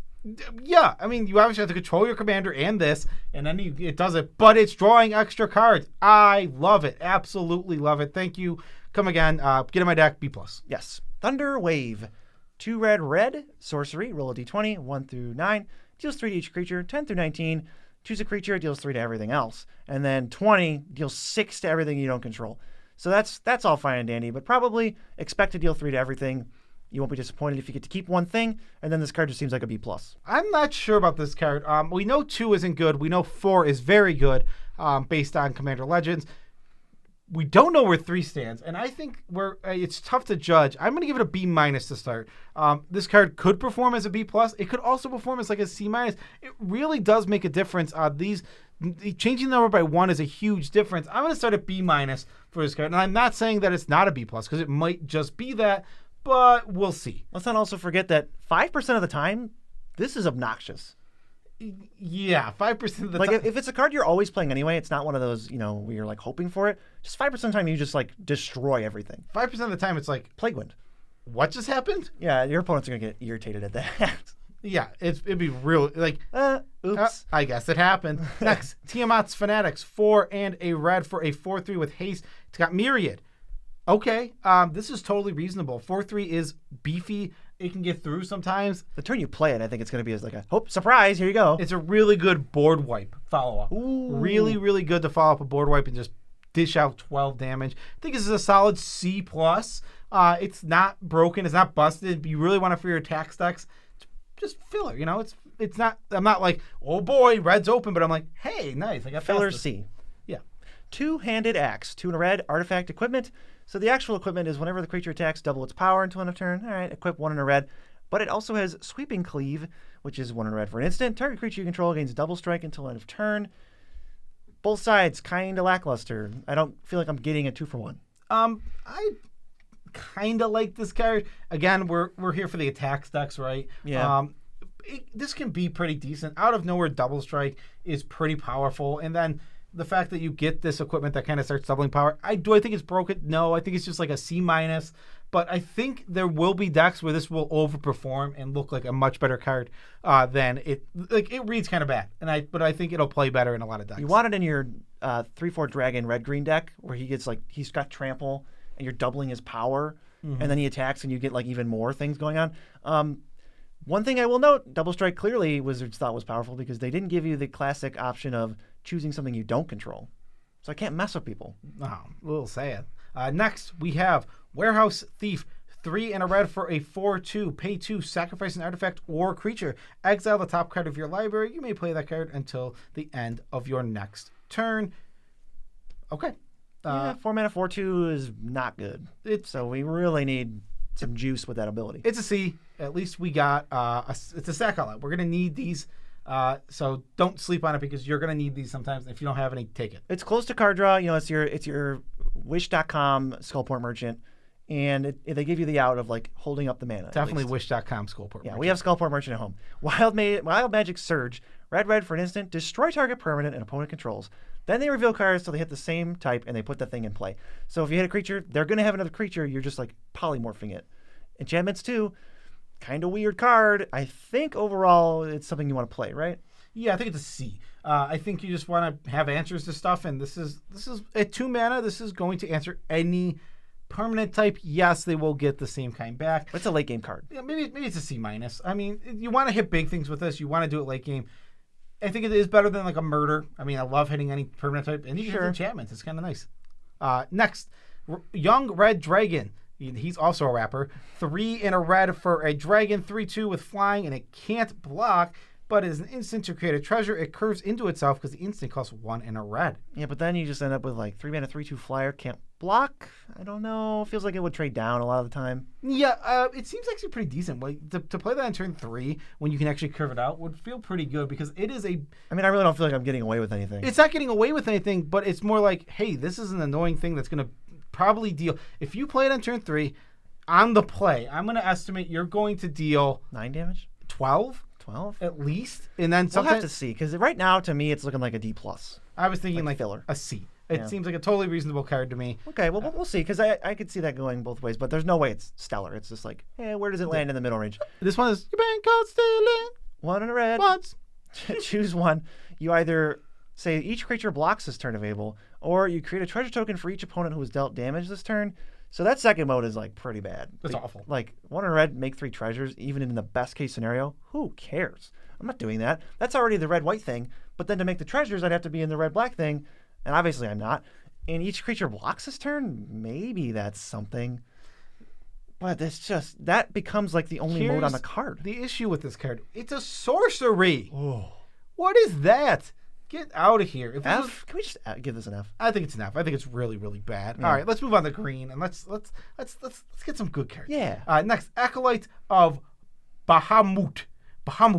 1 and a green. It's a background, and the commander has this time the first dragon spell you cast each turn costs 2 less. If you're in dragons, build around B. It even makes your deck if it's not your background. Card is really good. It's just very hard to like interact with, like perfect ramp that like no other deck's going to take, so you can kind of maybe even get this a little later. Just seems like an excellent card for the green dragon deck. If you have like a blue thing and you need the background to make you green for dragons, this is Here you go. This is so good. You should be thrilled. Yeah, B. I wouldn't play my deck too much, but I will play. Right. Build around B. Like super build around B. Build around, yes. F in every other deck. Yeah, I mean, obviously it does nothing if you don't have dragons. All right, Ambitious Dragonborn, 3 and a green for a 0/0, enters the battlefield with X counters on it, where X is the greatest power among creatures you control and creature cards in your graveyard. So this is just an only vanilla. I feel like this, I don't want to play in any deck except maybe dragons. If you're hurting for a dragon, it looks like they were trying to be cheeky and like, oh, this could go in the graveyard deck. It's like, but I don't want it. Yeah. This stinks. It's just kind of a vanilla creature. It can kind of be a big beater, but it's as big as your biggest beater. It's fine. I think it's like a D. I think it's a D-. Whatever. Like, what's the difference? play it if you have to. Yeah, maybe it's a dragon, like you said. But this next dragon's a little better. Avenging Hunter, 4 and a green for a 5/4 dragon ranger. It has trample, and when it enters, you take the initiative. Solid. I like the trample. We haven't seen trample on anything really, so hopefully the green cards have it. Yeah, this card's just solid. It's what is it? So I would just give this like a C, right? It's a C, yeah. It'll trade but deal damage, and when it deals the damage, you can take the initiative back. Yeah, even if they trade. Yeah, exactly. I'd be happy. I'd be happy and fine to play that card. All right, band together, 2 and a green, up to 2 target creatures you control. Each deal damage to their power to a target creature. So if you got a 3/3 and a 4/4, you're dealing 7 to 1 creature. That ends up kind of just turning this into green murder as long as your board's not empty. D+. C-, D+. I don't know where this stands. I think a D+. D+. Yeah. This is not. There's no way this is the best green removal. No, it's whatever. Next, Carefree Swine Master, 2 and a green for a 1/4. And whenever it attacks, you can pay 1 on the green. If you do, to create a 2/2 boar creature token that's tapped and attacking. I think it's an F. This card is awful. It's like weirdo stats on something I want to attack with, and it makes something that's not that great to attack with. So what am I getting? I mean, think F is fine. It just feels like it's going to get eaten up all the time. Yeah. F. Circle of the Land Druid. When in a green for a 1/1 ETB, you may mill 4 cards. And when it dies, you return a land from your graveyard to your hand. This just seems like a nice little early filler thing. Maybe you get lucky with that dragon ambitious guy, and you mill a 7-drop, and then it's a 4-mana 7/7 on turn 4. C-. It's green-black. It's really what you want to be doing at green-black. And everywhere else, probably just forget this even exists. Yeah, I think C- is a totally fine grade for it. It's whatever. Right, it's a little dude. He's a little guy. Next is Cloakwood Hermit, 2 and a green. This is a background. So at the beginning of your end step, if a creature card was put into your graveyard from anywhere this turn, create 2 tapped 1/1 squirrel creature tokens. Well, I'd like to mill cards, and then I would like to make squirrels a lot. Yeah, so that's what this whole thing's gonna do. You're gonna mill cards. You're gonna make squirrels. There's not really a sacrifice theme here. Maybe green black will have some. Black will have overlap. Yeah, it can have some overlap. So I can see this card. It just makes some green tokens, and then C plus. Yeah, C plus is seems like a totally reasonable rating for this. Yeah, good background. Good background. Cloakwood Swarmkeeper is next. Green for a 1/1. Whenever 1 or more tokens enter the battlefield under your control, put a +1/+1 counter on it. It feels right up there with that 3-mana 2/2 that we talked about 3 hours ago, where whenever a creature leaves, it gets a counter. This is like a D. D. Yeah. Maybe D minus. Filler. Maybe it's better than a land. Maybe. If you somehow didn't make playables.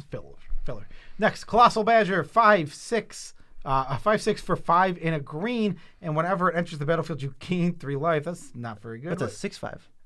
It is a 6/5. What did I say? I think you said 5/6. Or one of us is definitely wrong. 6/5. Whatever. Dig up for 1 and a green. It's a sorcery.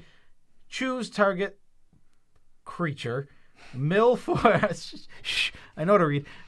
Mill 4 cards and then put a +1/+1 counter on it for each creature milled this way. Neither of these halves are a full thing. I don't feel like I'm getting away with anything by getting both halves of this. It's put 2 counters on something and then get a... It's only your graveyard deck, right? Yeah, it's probably ends up being a little better than it looks because I think maybe we're undergrading the life gain where it's just nice to have a little boost. Maybe this is the thing you reanimate if you have nothing better to do. C-. Maybe that's all I was going to say. Yeah, C-. It's not horrible, but it doesn't seem like it's... Right. Maybe the life gain's more important because we haven't seen a ton of life gain. Yeah. Draconic Muralists, 3 and a green, 4/3. This card's interesting. When it dies, it's a dragon. You may search your library for a dragon and just put it in your hand. It's like the only tutor in the entire set. This card's amazing, right? It's got to be. I mean, dragons are a free roll almost whether or not you're in the dragon's deck, but obviously you try to be in the dragon's deck. Or at least have some kind of sweep before you play this. But if this is in your deck, this card's great. It's just a straight up 2-for-1. Yeah, exactly. It's a 4/3. You can find bombs, mythics, whatever. It's got good. Yeah, and there are some good mythic dragons. This card's great. I think this is a solid B. Yeah, it's super good. What's not to like about this? Yeah, exactly. It just dies into something else. Next you have Dread. Oh my god, that's a Dread Linorm, 6 and a green for a 7/6. It can't be blocked by creatures with power 3 or less. And then you have an instant on the other side. Put 2 +1/+1 counters on target creature. Untap it. It gains hexproof. Yes, please. Oh my goodness. I love that the spell on the other side. Sure, it costs 4 mana. Hard to hold up. It's a hard hold up.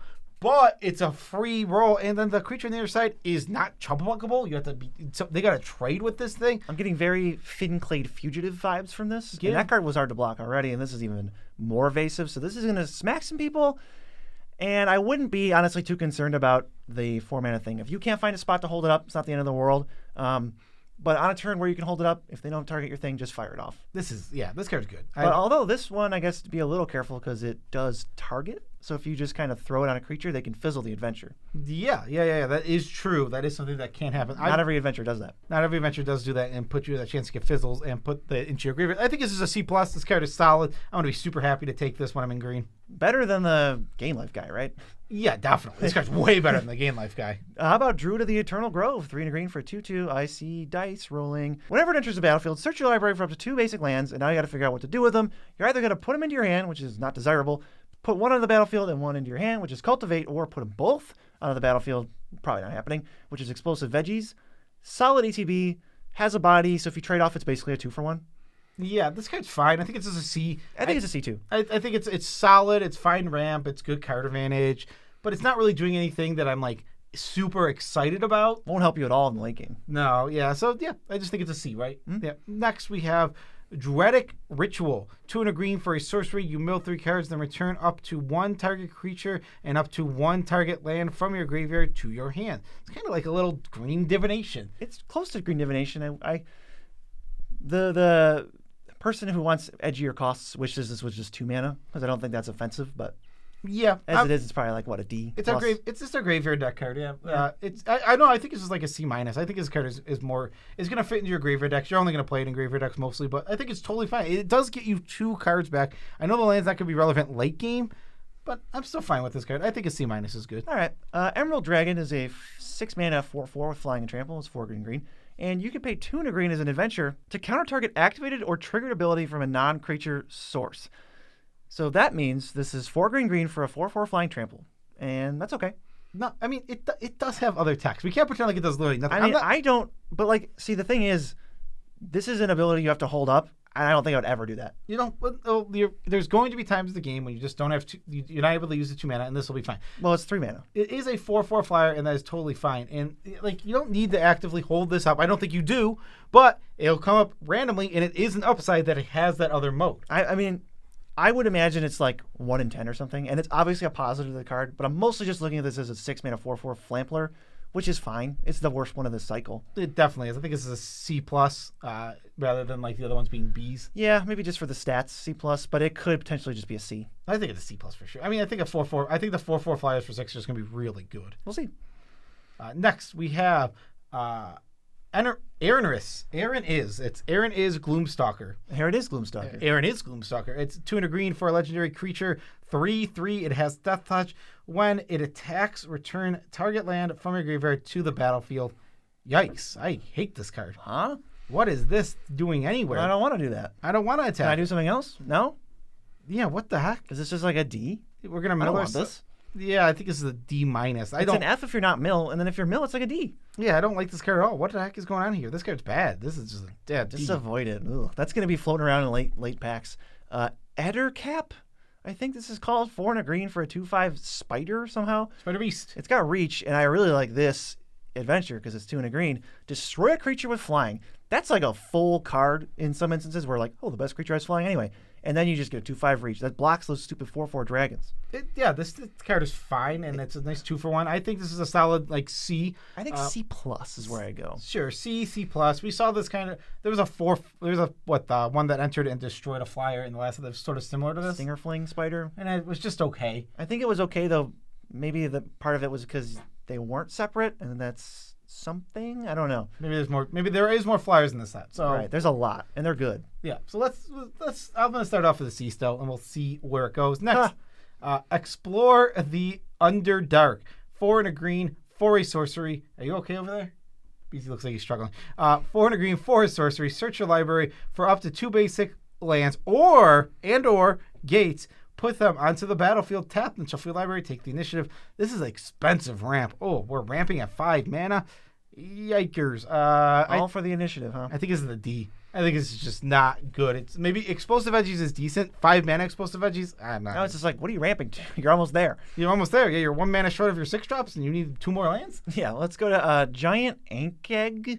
6 green for an 8/8. Trample. Ward 2. Other creatures you control have trample and Ward 2. Seems like a borderline finisher to me. This is like gigantic, and I'm thinking really good reanimation target. Yeah, it is definitely a good reanimation target. That is 100. Could be like just a B or a B minus. This is what you want to be reanimating. This is the thing your reanimation deck wants this super bad. It's awesome. Yeah, like you said, B? I'm going to give it a B minus, I think. Yeah, I think that's what I said. Yeah, it's a good card. It definitely is a good card, and like you said, this is the card like you're searching. It's like, I need to reanimate something. What am I going to reanimate? This is it. I need to ramp into something. What am I ramping into? Boom. Yeah, that's I guess your stupid initiative card. Yeah, that's what you have to ramp into. It ramps into that. This next card I really like. It's Helson Emerald Arc Druid. 3 and a green for a 2/4 legendary creature elf druid. It has choose a background. Pay 1. Until end of turn, target token you control becomes a green bear creature with base power toughness 4/4 in addition to its other types. Yes, this is a really good. 4/4 is big. This is. I think this is just B+. This is one of the best commanders we've seen. It's so good. This isn't that sorcery speed. This isn't during your turn. There are no restrictions on this. I'll send in up 10 1/1s. Choose how you block. 4/4. This card is really good. You can take people out too. If they're at like 8 life and you have 4 attackers to 2 blockers, whatever they don't block is now 4/4s and they lose.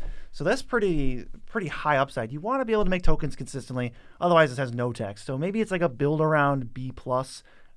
And then in an average deck where you have a few tokens every now and again, it's maybe like a C+. I think you just don't play this except as commander, right? I think that's where I'm at. Well, yeah, but I'm saying it's a build around because if you're not full tokens, it's kind of blank. Well, yes, but you build. Well, hence the build around. I would assume that's what that is. But yeah, obviously it's a commander. This could easily be your commander, and you're not playing the right deck for it. Well, it's rare that you don't build around your commander. But yeah, it's a B+.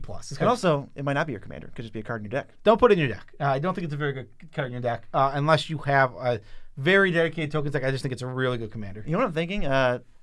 Some of these commanders are going to be sick in multiples because you could just put one in your deck and in your command zone.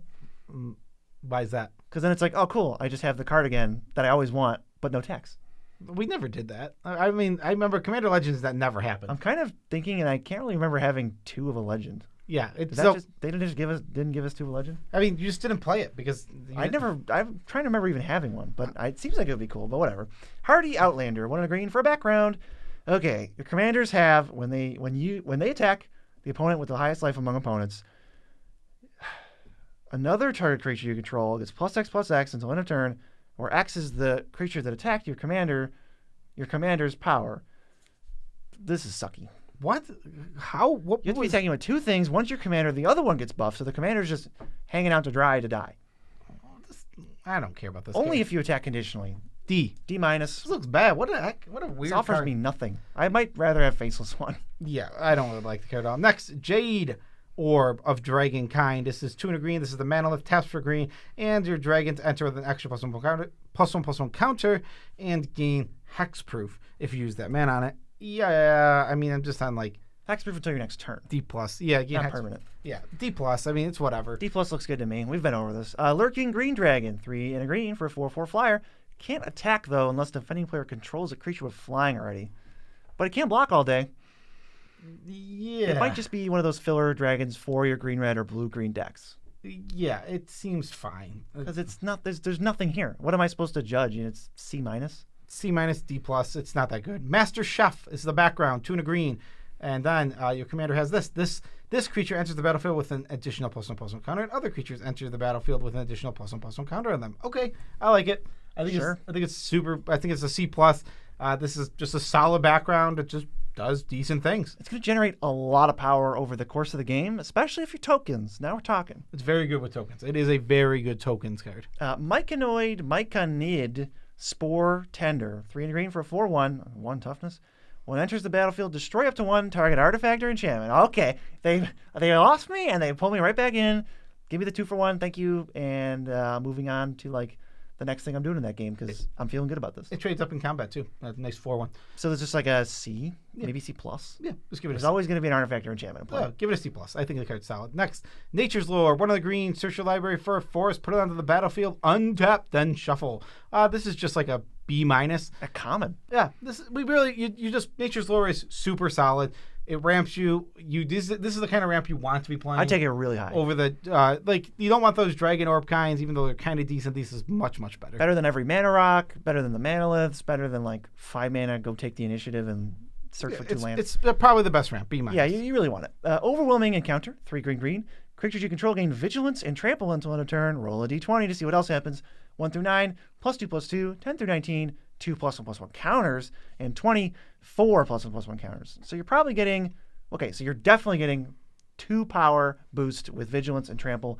Vigilance probably saves this card because it's not a big enough attack that you're killing everybody, but it is enough to where you can maybe just take somebody out and hey, all my dudes are untapped. Interesting. This card's so risky. I don't like that. I love putting 2 counters on my team. I don't love giving them +2/+2. Yeah, but I think you're kind of just trying to just KO somebody. Yeah, I mean, it's solid. I think it's a solid C+. It's think gonna, so. It's going to be a good finisher. It's a good overrun. Sometimes there are going to be times where I want to cast a spell and I want to get 2 counters, but I can't, right? But it's because I know my attack's not that good, but I still want the counters. But I can't really cast the spell because it's too risky. Sometimes it's make or break, with the counters where you need them and you don't. This one's a really big swing, and some of the other D20s haven't been a big swing. It's like, oh, okay, cool. I don't really care. I'm here for the minimum. This is a bad minimum. Next, I love this card, Owl Bear Shepherd. It is 2 and a green for a 1/4 Goblin Druid at the beginning of your end step. If creatures you control have a total power 8 or greater, draw a card. Yes, B+. You mean all the time? B+. This is the easiest B+ I've ever seen. This card draws cards all the time. It is no challenge. It is simple. Play the game and you will get there. This card is amazing. Fantastic. I don't want to pass this card ever. I want to see if I can get multiples if possible. And it'll draw a card right away because I don't think most people are holding up removal for this stuff. No. So you're going to get your card right away and feel great. Card is really good. I mean, the card is just extremely, extremely strong. Next, we have the filleriest card in the entire history of filler. Poison the Blade, 1 and a green. Something gains Death Touch, draw a card. You can mess up somebody else's block, but also it's this doesn't fit anywhere. You're kind of doing a weird tradey type thing. So it's just such a filler. It's like a C-. No. See, this is D- to me. This card you might even get to take something out. It's just not. It's situational. It's a cantrip. You're just not gonna. You're not gonna put it in your deck. Then it's not miserable. We just had this in the last set. We had the black version of it. Blade Brand. I never played that card. Never. For Blade Brand, we'll bump it down to a D. This is a D-. I don't think you're ever putting this in your deck. You really don't want it. Right. Not abysmal. It's not the end of the world if you play it. It's just don't play it. You don't have to. Up next is Predatory Impetus, which I have no clue why this one costs so much mana, but it's 4 and a green. Enchantment Aura, and the creature gets +3/+3. Must be blocked, disabled, and it's goaded. See, that's why, because you're getting extra cards out of it. Now they're going to be forced to trade or chump or something, and you're just super giddy, and you're I don't even care what happens. I'm just blowing stuff up. I do think this one's a B-. I think it's slightly above the rest. They're all C+. So. And like you said, you do get more out of it. It just seems like it shouldn't be 5. 5 is so much mana. Right, and I don't like that they just broke the cycle. Why? Why can't they just give +2/+2, and then when it attacks, it gets trample or something? I don't know. Or all their creatures gain trample. I don't know. I don't like breaking cycles. Saddle of the Cavalier is not part of a cycle. It's 2 and a green for an equipment. Equipped creature gets +3/+3 and can't be blocked by creatures with power 3 or less. Equips 3. This is clunky, and it's a lot of setup. And if you get removaled right when you try to do it, you're going to feel like you should just quit the game. But I could see in the late game this taking over. Oh, yeah. Every single one of your creatures is now a threat. Yeah. I think this card is good in the late game. And yes, it is very bad early game, and it takes a lot of setup, and you have to waste a turn getting it out there. All that said, I think it's a C+. I think this card will overperform in the late game and really help put away games for you. I think you're going to be very happy with how this performs, even though it looks like just some clunky piece of poop. Yeah, I think they made it uncommon for a reason. Maybe as a tip, I wouldn't recommend spending turn 6 playing and equipping this. Yeah, no. We're talking later in the game. Yeah, throw it out on turn 4 or 5 when you don't have anything to do or anything. And then on turn 7 or 8, you can equip and then start. Yeah, next, Scaled Nurturer, 1 in the green, 0/2, tap for a green. If you use it to cast a dragon, you gain 2 life. This is just a mana dork. And it's a dragon. This is just a mana dork. This is a dragon. I'm in for it. At least a C+. Yeah, just give it a C+, B-. It's really good. I mean, mana dorks are good. We know they are, in fact, good. Sharpshooter Elf, 2 and a green for a star 2 with reach. Power equal to the number of creatures you control. So it could be big. Enters the battlefield, deals damage equal to its power to target a creature with flying an opponent controls. Another one of those, hey, it's basically a death touch reacher. So it's going to take out a dragon on blocks, and it's going to take one out when it enters, too. Weird card. Really, really weird card. It's only got 2 butts. It's fine. It can take out a flyer. It's equal to your creatures. See, I'm on C+. This is just going to do work. I'll give it a C. I think it's more of a C. What a hater. It seems fine. I mean, I'm just not excited about it. What can I say? Next, we have Sylvanas' Invoker, and it's 2 and a green, 3/2, and then you can pay 8. Untap target land you control. It becomes an 8/8 elemental creature with trample and haste until end of turn. It's still land. If I could keep it, if it just said your land is an 8/8 trample now, then you could set up turns where you're all right, end of turn, activate, untap, activate, and feel okay when you're already paying such a premium on bad card. but it's not that, so it's a D+, right? D+. They're just all D+. These, so medium. These invokers are just not very good. Not going to play any of them except the red one, probably. Scandos Dragonheart is a legend. He's 4 and a green. He's a dragon, even though he just looks like a dude in a coat. When he attacks, it gets +X/+X, where X is the greatest power among other dragons or your dead dragons in your graveyard. And obviously, you can choose a background. He's a 4/4. He's just like a big vanilla, but he's going to beat. If he's an 8/8, that's hard to deal with. He beats hard. He snaps. He really does. He does more damage than he looks like. I think he's just a solid commander. I think this is like a C+, and you're just going to be happy when you're in your dragon deck, and this thing is just attacking as an 8/8 all the time. I think people are going to look at it and be like, whatever. And then it's going to attack once, and they'll be like, oh. Yeah, we've seen plenty of dragons with just lots and lots of power all over the place. It's easy to get them. Yeah, this card's good. This card is C+. For sure. Next, Skullwinder, 2 and a green for a 2/2 with Death Touch. No, it's a 1/3 with Death Touch, sorry. And whenever it enters the battlefield, return target card from your graveyard to your hand, then choose an opponent. That player returns a card from their graveyard to their hand. I never know how to feel about this card. It's tough to grade, but I think you can make friends with this card. It's like friends or bust, right? I think that the fact that there is politics to be had while playing this card makes this card a lot better. I think it's like a C+. I think this card plays better than it reads, where it's like, ugh, I get a card and they get a card, but it's like, when you play it, you go, okay, who wants your the mouth. card? Talk is cheap. Who wants the card? Yeah. Without politics, this card sucks. With politics, this card is good. Okay. Split the spoils, 2 and a green. Sorcery, exile up to 5 target permanent cards from your graveyard and separate them to 2 piles. Somebody chooses one, put the one pile in your hand and the other into your graveyard.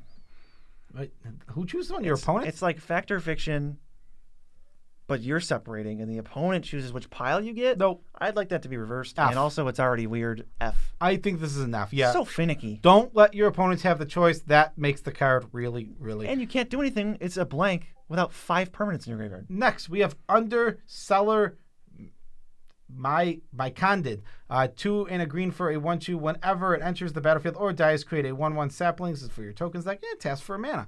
Okay. Ooh, okay. Yeah, this card is good. Actually, it's tapping for mana might just make it playable in anything. Yeah, it's like a C, C+. I think your tokens deck's gonna really like it because you're gonna get 3 bodies out of this little guy. 3 bodies, good for me. Tapping for mana, happening in your commander. Sure, yeah, C+. All right, this is easily the weirdest commander. It's Wilson, Refined Grizzly, 1 and a green for a 2/2.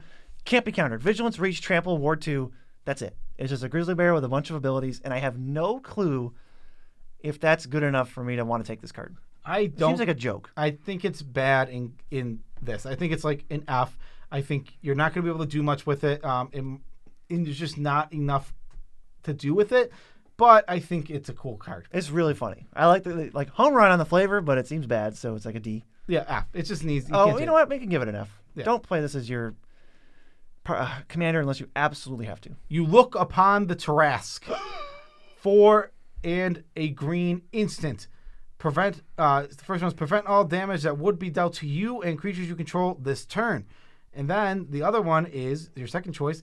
Target creature gets +5/+5, gains indestructible until end of turn. All creatures your opponent controls block this creature this turn. Do so. If they can't block, they do block. They have to. Not force block, not a lure, but they just have to block in general.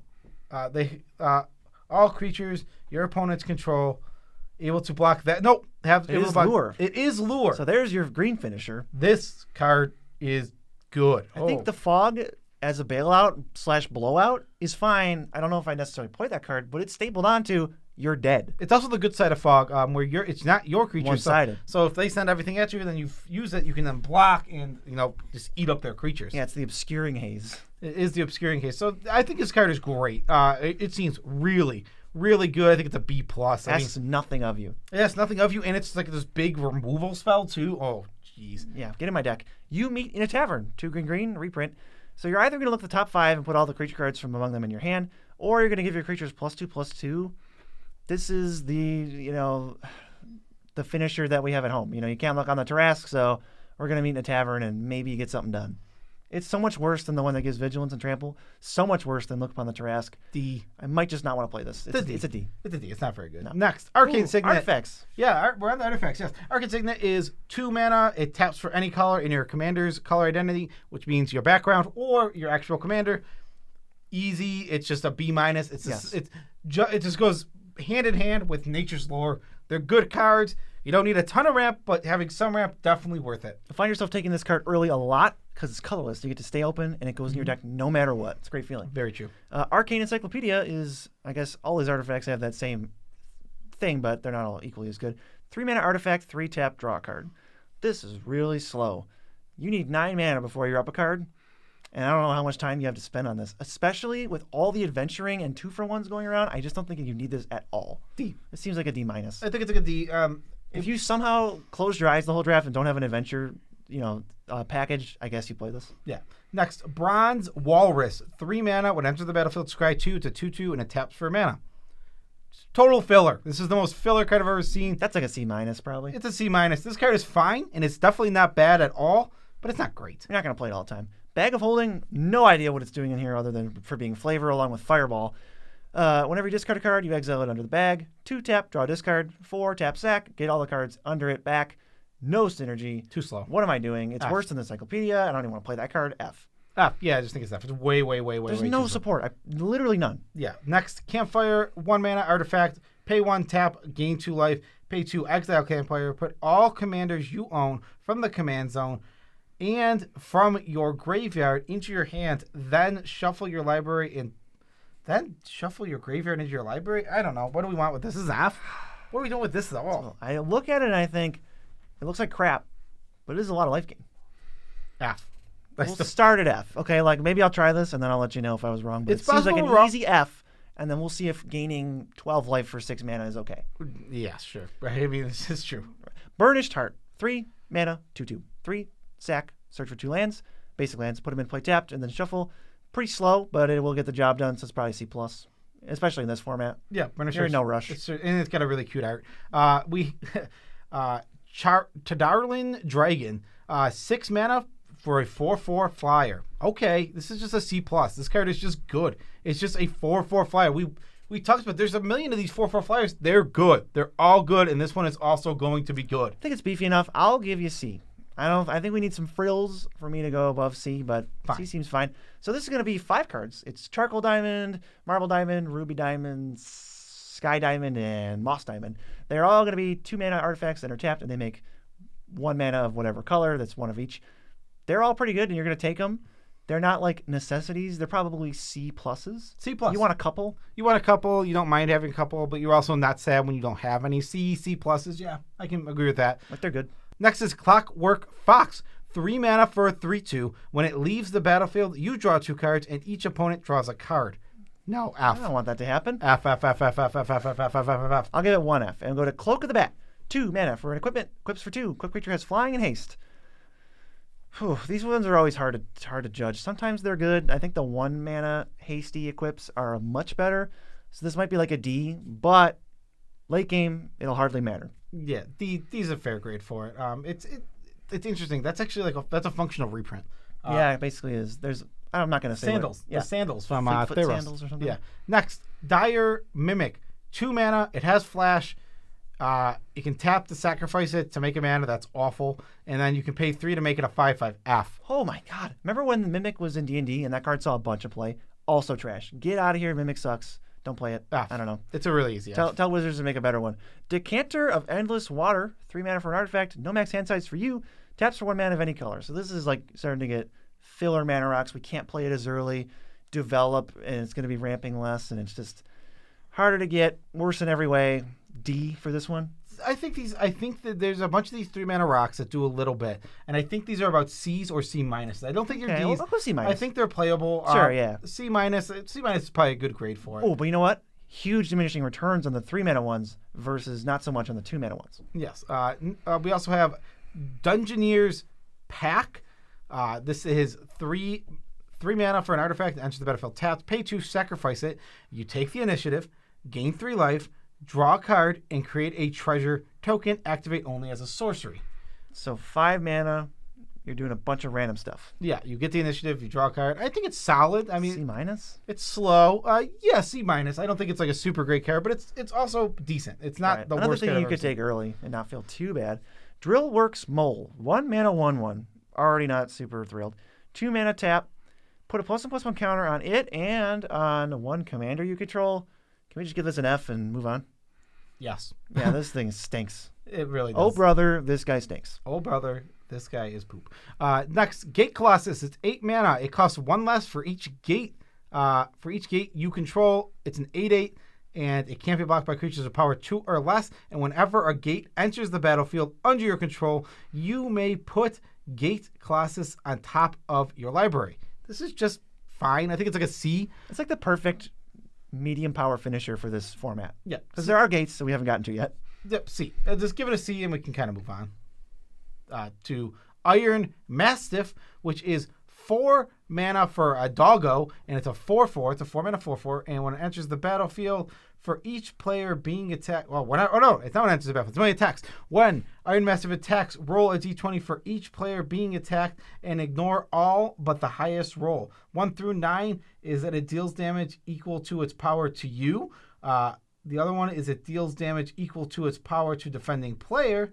And then the last one is it deals damage equal to its power to each opponent, which is probably not going to happen. This card seems pretty rough.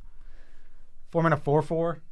That's what, I mean, if that's the saving grace for this, it's got a D-. D-, yep. All right, let's go to Geode Golem, the only card that is out of alphabetical order right now. It's a 5 mana 5/3 trample. When it hits a player, you can cast your commander for free without paying its mana cost from the command zone. However, you do have to pay additional taxes. So if your commander costs 5 and you cast it twice and it died twice, you get to pay 4 mana and then you cast it for free. Sure. Yeah, this card's fine, right? I think this card's going to be good. Early on, it can cheat out a commander, and if you know it's in your opening hand, build around it. Don't play your commander early and then just cheat it in play.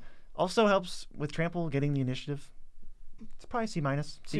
Yeah, I don't think it's that good, but it's totally fine. That's stuff. Yeah, scroll your screen so we can actually see who's got the next card. You. Well, it's Lantern of Revealing. 3 mana for another rock that adds 3, or it adds 1, not 3. 4 tap. Look at the top card of your library. If it's a land, you can put it on the battlefield tapped, and then if not, you can just scry it if you want. There's stuff here, it's probably better than the other one, but it's still C-. Yeah, it's just not that good. Right. We're not doing anything with it. Did we actually to my card yet? Yeah, finally. We're to my card. BZ messed up. Manifold Key is next. It's 1 mana. You can, for an artifact, you can pay 1 to untap another target effect, pay 3. Target creature can't be blocked this turn. Now, that's what we care about because the reprint. The untapping an artifact is awful. I think this is like a C. I mean, if you care about I think when you care about the initiative, this is good in the initiative deck. So if it was like a 1 mana equipment that made the creature unblockable and it unattached itself every time and it was equipped 3, I don't know. It feels like a D. Where it's playable in that deck, but it's not my go-to at all. Sure, I can see a D. I can understand that. Marut, 8 mana 7/7 trample. ETB. If mana from a treasure was spent to cast it, you make a treasure token for each mana. So if you spend 5 regular mana and 3 treasure mana, you get the 3 treasure back. Okay, so you can just helps justify his mana cost. It literally throws treasures into it for free, so you can just use all your treasures on it and get all your treasures back. It's a 7/7. It's kind of just that C again, where it's a big guy, but what is it? Do you need this big guy? No, it's a C. It's probably fine in the treasure deck where fine. You can cast it early. Next, Marching. This thing is so cute. Marching Duo Drone. It's 2 mana for a 2/2. Whenever it attacks, each player creates a treasure token F. Sorry, I mean it's really cute, but it's really just an F. This card is not good at all. This is the version of the Howling Golem, where it's like, why would I want everybody to draw a card?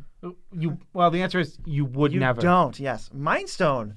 Tap, add a colorless 2 mana artifact. 1 tap, sack, draw. Yes, this is up there with the other B-, up there with Arcane Signet B-, above the diamonds. Yes, it is. I also, my card's supposed to be for 4 years. Yeah, we're just chilling. We're just chilling. Mindstone's really good. It's just it's in the B- range. It's a great card. It's not an artifact when you don't need it. It's fantastic. Yeah, it cycles itself. Am I actually next now? Okay, Meteor Golem is the next card, and it's 7 mana for a 3/3 and enters destroy target permanent. Just a C. It's filler, but it totally gets the job done in a lot of scenarios. I think you might actually have the next card. Now maybe you can read this one and we can actually be in the right order. Okay. Navigation Orb. I have no idea what happened, by the way. 3 mana for an artifact. 2 tap sack. Search your library for 2 basic lands. Reveal them. Put them on the battlefield tapped. 1 on the battlefield tapped and the other in your hand. So it's like 5 mana colorless Cultivate, which we don't have access to in this format, kind of on the 2/2, but probably a D. It looks slowish. It Maybe looks a D slowish, plus? but at least it puts one of the lands in play. I mean, Yeah. I like it as like C minus. I think this might actually. I'll just do a C minus. It might be a little better than Sure. it looks, and it actually ramps you, and it puts land in hand. I'll give him some credit. It's definitely slow, no doubt about that, but it seems fine. I like I this. mean, they made it for this format. Surely you can play it. I do like this next card. It's Nimble Right Schematic. It's 2 mana for an artifact when it enters or is put into a graveyard to create a 1/1 colorless construct artifact creature token. This is a functional reprint of Servo schematic. Servo Schematic, but I think it's really good in the Sacrifice deck. I think this is a solid build around C+. Okay. I think it's just, you're just going to want this in that deck. It's 3, you get 3 permanents for 2 mana. 2 mana. That's exactly what that deck wants. All right, here's another 2 mana thing. It's Noble's Purse. It enters the battlefield tapped with 3 coin counters on it. Tap, remove a coin counter, make a treasure. This could be 4 permanents for 2 mana, but it's over over a course of time. Not right away. Kind of a mana rock. It might be okay. I like it in the sack deck exactly. Build around C. Yeah, I like it. But also, something about treasures that I keep forgetting is this card will also be that card will also be functionally good in the leaves the battlefield deck. It's true. Tokens or treasures are really good for that archetype. Yes. Also, next, Patriarch Seal, another one of these 3 mana rocks. It just taps for any 1 color. Pay 1 to untap a legendary creature you control. C minus. I mean, these are all kind of just the same. They're not good. They're not great, but you'll be happy to play some of them. They don't need to prioritize. They don't need to be prioritized, and you'll pick them up. Pilgrim's Eye, surprisingly playable card. It's probably a C. It's a 3 mana 1/1 flyer. ETB, search for basic, put it in your hand. It's like not the worst. And flyers take initiative in this format. I'm taking Pilgrim's Eye if I'm playing the sack deck again. It's just, Yeah, it's a nice body to stack. Kind of draws a card. C's a totally reasonable grade. Next, Prize Statue. 2 mana artifact. When it enters the battlefield or is put into a graveyard from the battlefield, create a treasure token. Okay. Another one? Why are we just doing the same exact thing? This is build around C+. I gave the same grade. I'll give it out again. This one it's literally the exact same thing. Let's go to Prophetic Prism. 2 mana for an artifact. ETB, draw a card. And you can mana filter. You don't want to play this unless you care about sacrificing Prophetic Prism. Then it's better than a cantrip. And guess what deck that is? It's the red-black sacrifice deck. Why is all So, maybe it's a build around like C minus. It doesn't really do much, but it's playable. Yeah. Next is Rug of Smothering. Yes. 3 mana for a 1/3 flyer. Whenever a player casts a spell, they lose 1 life for each spell they've cast this turn. Really weird. It's really weird, and I don't know how to grade this card. It might be good, but it might be awful. Yeah, I feel like you want to deploy it when you're in like a board stall and you're kind of done playing stuff. Or maybe you have Campfire and you're gaining life every turn. I was going to give this, I'm going to say C minus, and this card could play a lot worse or a lot better than that. I don't It could actually probably know. play like an A where it just stops them from casting spells, and then it could play like an F where it stops you from casting spells. Yeah, it seems like High really bad. variance. Yeah. Next is Stone Speaker Crystal, 4 mana for an artifact that tests for 2 wingding, or you can pay 2 to sacrifice it, draw a card, and exile any number of target players' graveyards. Yeah, like this more than the 3 mana ones. I do too. You get 2 mana out of it, and also I like that you get some graveyard hate for the graveyard decks that might be going a little bit over the top, and getting that late game advantage. So yeah, I think you can just give this a solid like C. C works. Swiftfoot fine. Boots. Swiftfoot Boots is in this set. And it's 2 mana, and it equips for 1, and equipped creature has hexproof and haste.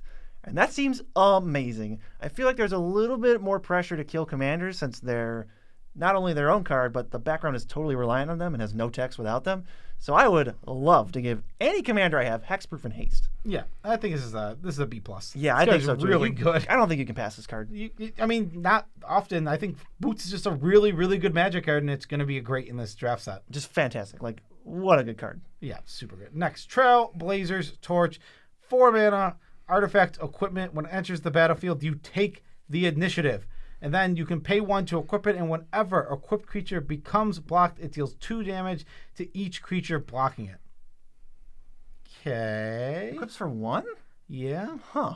You take the initiative. I don't know what Each to creature blocking it, huh? I don't know what to think of this card. That makes it tough to block. I feel like the initiative is only like a third of a card. It can't be chump blocked. I don't know. I really don't know what to think of this card. I'm going to give it a D. I think if you've got that like 8/8 trample or you got some tramplers, this thing it's like impossible. Once you get trample on board, They're just taking a bunch of damage no matter what. Yeah, maybe this card plays better, but it is 5 mana just to get it equipped and started up, so it's a lot. It gives you a little something on the ETB. Let's give it like a D plus or a C minus. D. I think it's where we're definitely in a D. Treasure Keeper. This is probably good in the treasure deck. 4 mana, 3/3, dies. Reveal cards from top of your deck until you hit a non-land spell. Non-land spell. Mana value 3 or less, and you just cast it for free. So it's a nice little 2-for-1, guaranteed. Yeah, so reprint. Red Black Treasures, you kind of can just play it in anything. It's really just fine. Yeah, this is a good old reprint. You can't not get a... Remember Treasure Keeper? Yes. You can't not get a 2-for-1. Yeah, it's got new art. It looks cute. Yeah, I really like the card. I think it's great for the treasure deck. Universal Solvent. 1 mana, pay 7, sacrifice it to destroy target permanent. D. You really just, if you're desperate, take it. If you're not, don't. Really. I mean, I would give it the D with as many minuses as possible. Wayfarer's Bauble, also in here, and it's other really good ramp. 1 mana artifact, 2-tap sack, search for basic land, put it into play tapped. Excellent on turn 1 or turn 3. Great for non-green decks, and it just ends up being C+. I mean, it's even good in green decks in this form. You just play it anywhere. It's just a good card. No, I think it's in the B-. This is like it's another one it's you like take just early. as good as Nature's Lore, honestly, in this format. It's another card you take really early, and you're like, figure out what colors you're in. Yeah. Next, we're going on the lands, and it is. I have Basilisk Gate. It's a land, it's a gate, it tests for wingding. Pay 2. Target creature gets +X until end of turn, where X is the number of gates you control. Activate only as a sorcery. I'll take it. I mean, lands with abilities are going to be more playable because they don't take up a spell slot. I mean, this is a weird one. It can just kind of give +1. It's only a sorcery. It's like a C. It's not that good, and it's colorless. It's a little rough. We'll go C minus. These cards are going to be good. Now, it's the Black Dragon Gate. It's part of a cycle of 5. They all enter the battlefield tapped. They enter the battlefield. They say choose a color other than the one that it taps for, and they all tap for 1 color of mana. So Black Dragon says it taps for black, and you can choose any other color, and it'll be like, oh, it'll now tap for black or green. Great mana fixing. Doesn't tie you to color identity like some of the other dual lands do, so they're nice little workarounds. They trigger gate stuff, really not super prevalent, but it does do that. They're Bs. I mean, all these lands are Bs. You want them. Really, really, really good. They're free fixing. Gotta cast your spells. Take them all day. Next, is it yours or mine? I think it's yours.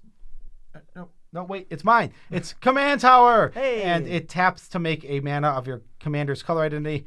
That's pretty easy. I mean, this card's really good. B+. Yeah, it's one of the best lands in the format. It's one of the best. It's the best. It's the best land in Commander, right? No, it's one of the best lands in all of Commander is what I meant to say. Yeah, it's one of the best They're lands. not beating Ancient Tomb or Gaia's Cradle. It's one of the best lands in all of Commander. Yeah. It's amazing. It's got new art. B+, take it super highly. Right. Evolving Wild's also something you can take pretty high. It's probably at least a C+. Tap sack, search for basic land, color fixing. Yeah, it's Kind of wombos with that crappy commander that always puts a land in play from your graveyard. totally fine. Next, Gon's Gate. It enters the battlefield tapped. It taps for a colorless, but you can add a color of any color that a gate could produce. I would probably just not play this one. D. Like- You tap land for no reason. Like, I would probably just give it an F. Like, I don't think there's ever You're really a only reason doing to play this. if you're doing the gate thing. How many gates do you have to have? You before have to this be is in the not a waste. You have to be in the gate. So, deck. like, okay, you have to care about tapped colorless waste with, like, forget this stupid other ability. it's the gate deck, my dude. Right, so then you just care about having one gate. So, like, D, yeah, I guess. Heap Gate taps for a colorless, or you can pay 1 to filter, or you can pay 1 and tap an untap gate to create a treasure token, like, kind of ramps you. That's 3 mana. Make a treasure token. Right, but if you got nothing better to do, you get a little rampy ramp. This is not good, though. So, like, a D. It's not good. It's D a minus. D, and if you're in the gate deck. if you're in the gate deck, my dude, Which is Sultai, I think. Sultai Gates, my dude. Yes. What's the last one? Well, the last one, of course. Was the card we just did. Woo! Yay! The whole thing is over. And guess what? We're going to recommend that you go, if you want to check out what we thought of the original Commander Legends, go check out that video. It's a fun ride. We did this whole thing before, and this was so long. Yeah, this set looks super great. I'm glad we tackled it. I hope you tell me your favorite cards and everything you got out of this video. We're supposed to be leaving. And we're going to be heading out. Yeah, we're just leaving. Peace out, Trap Scouts.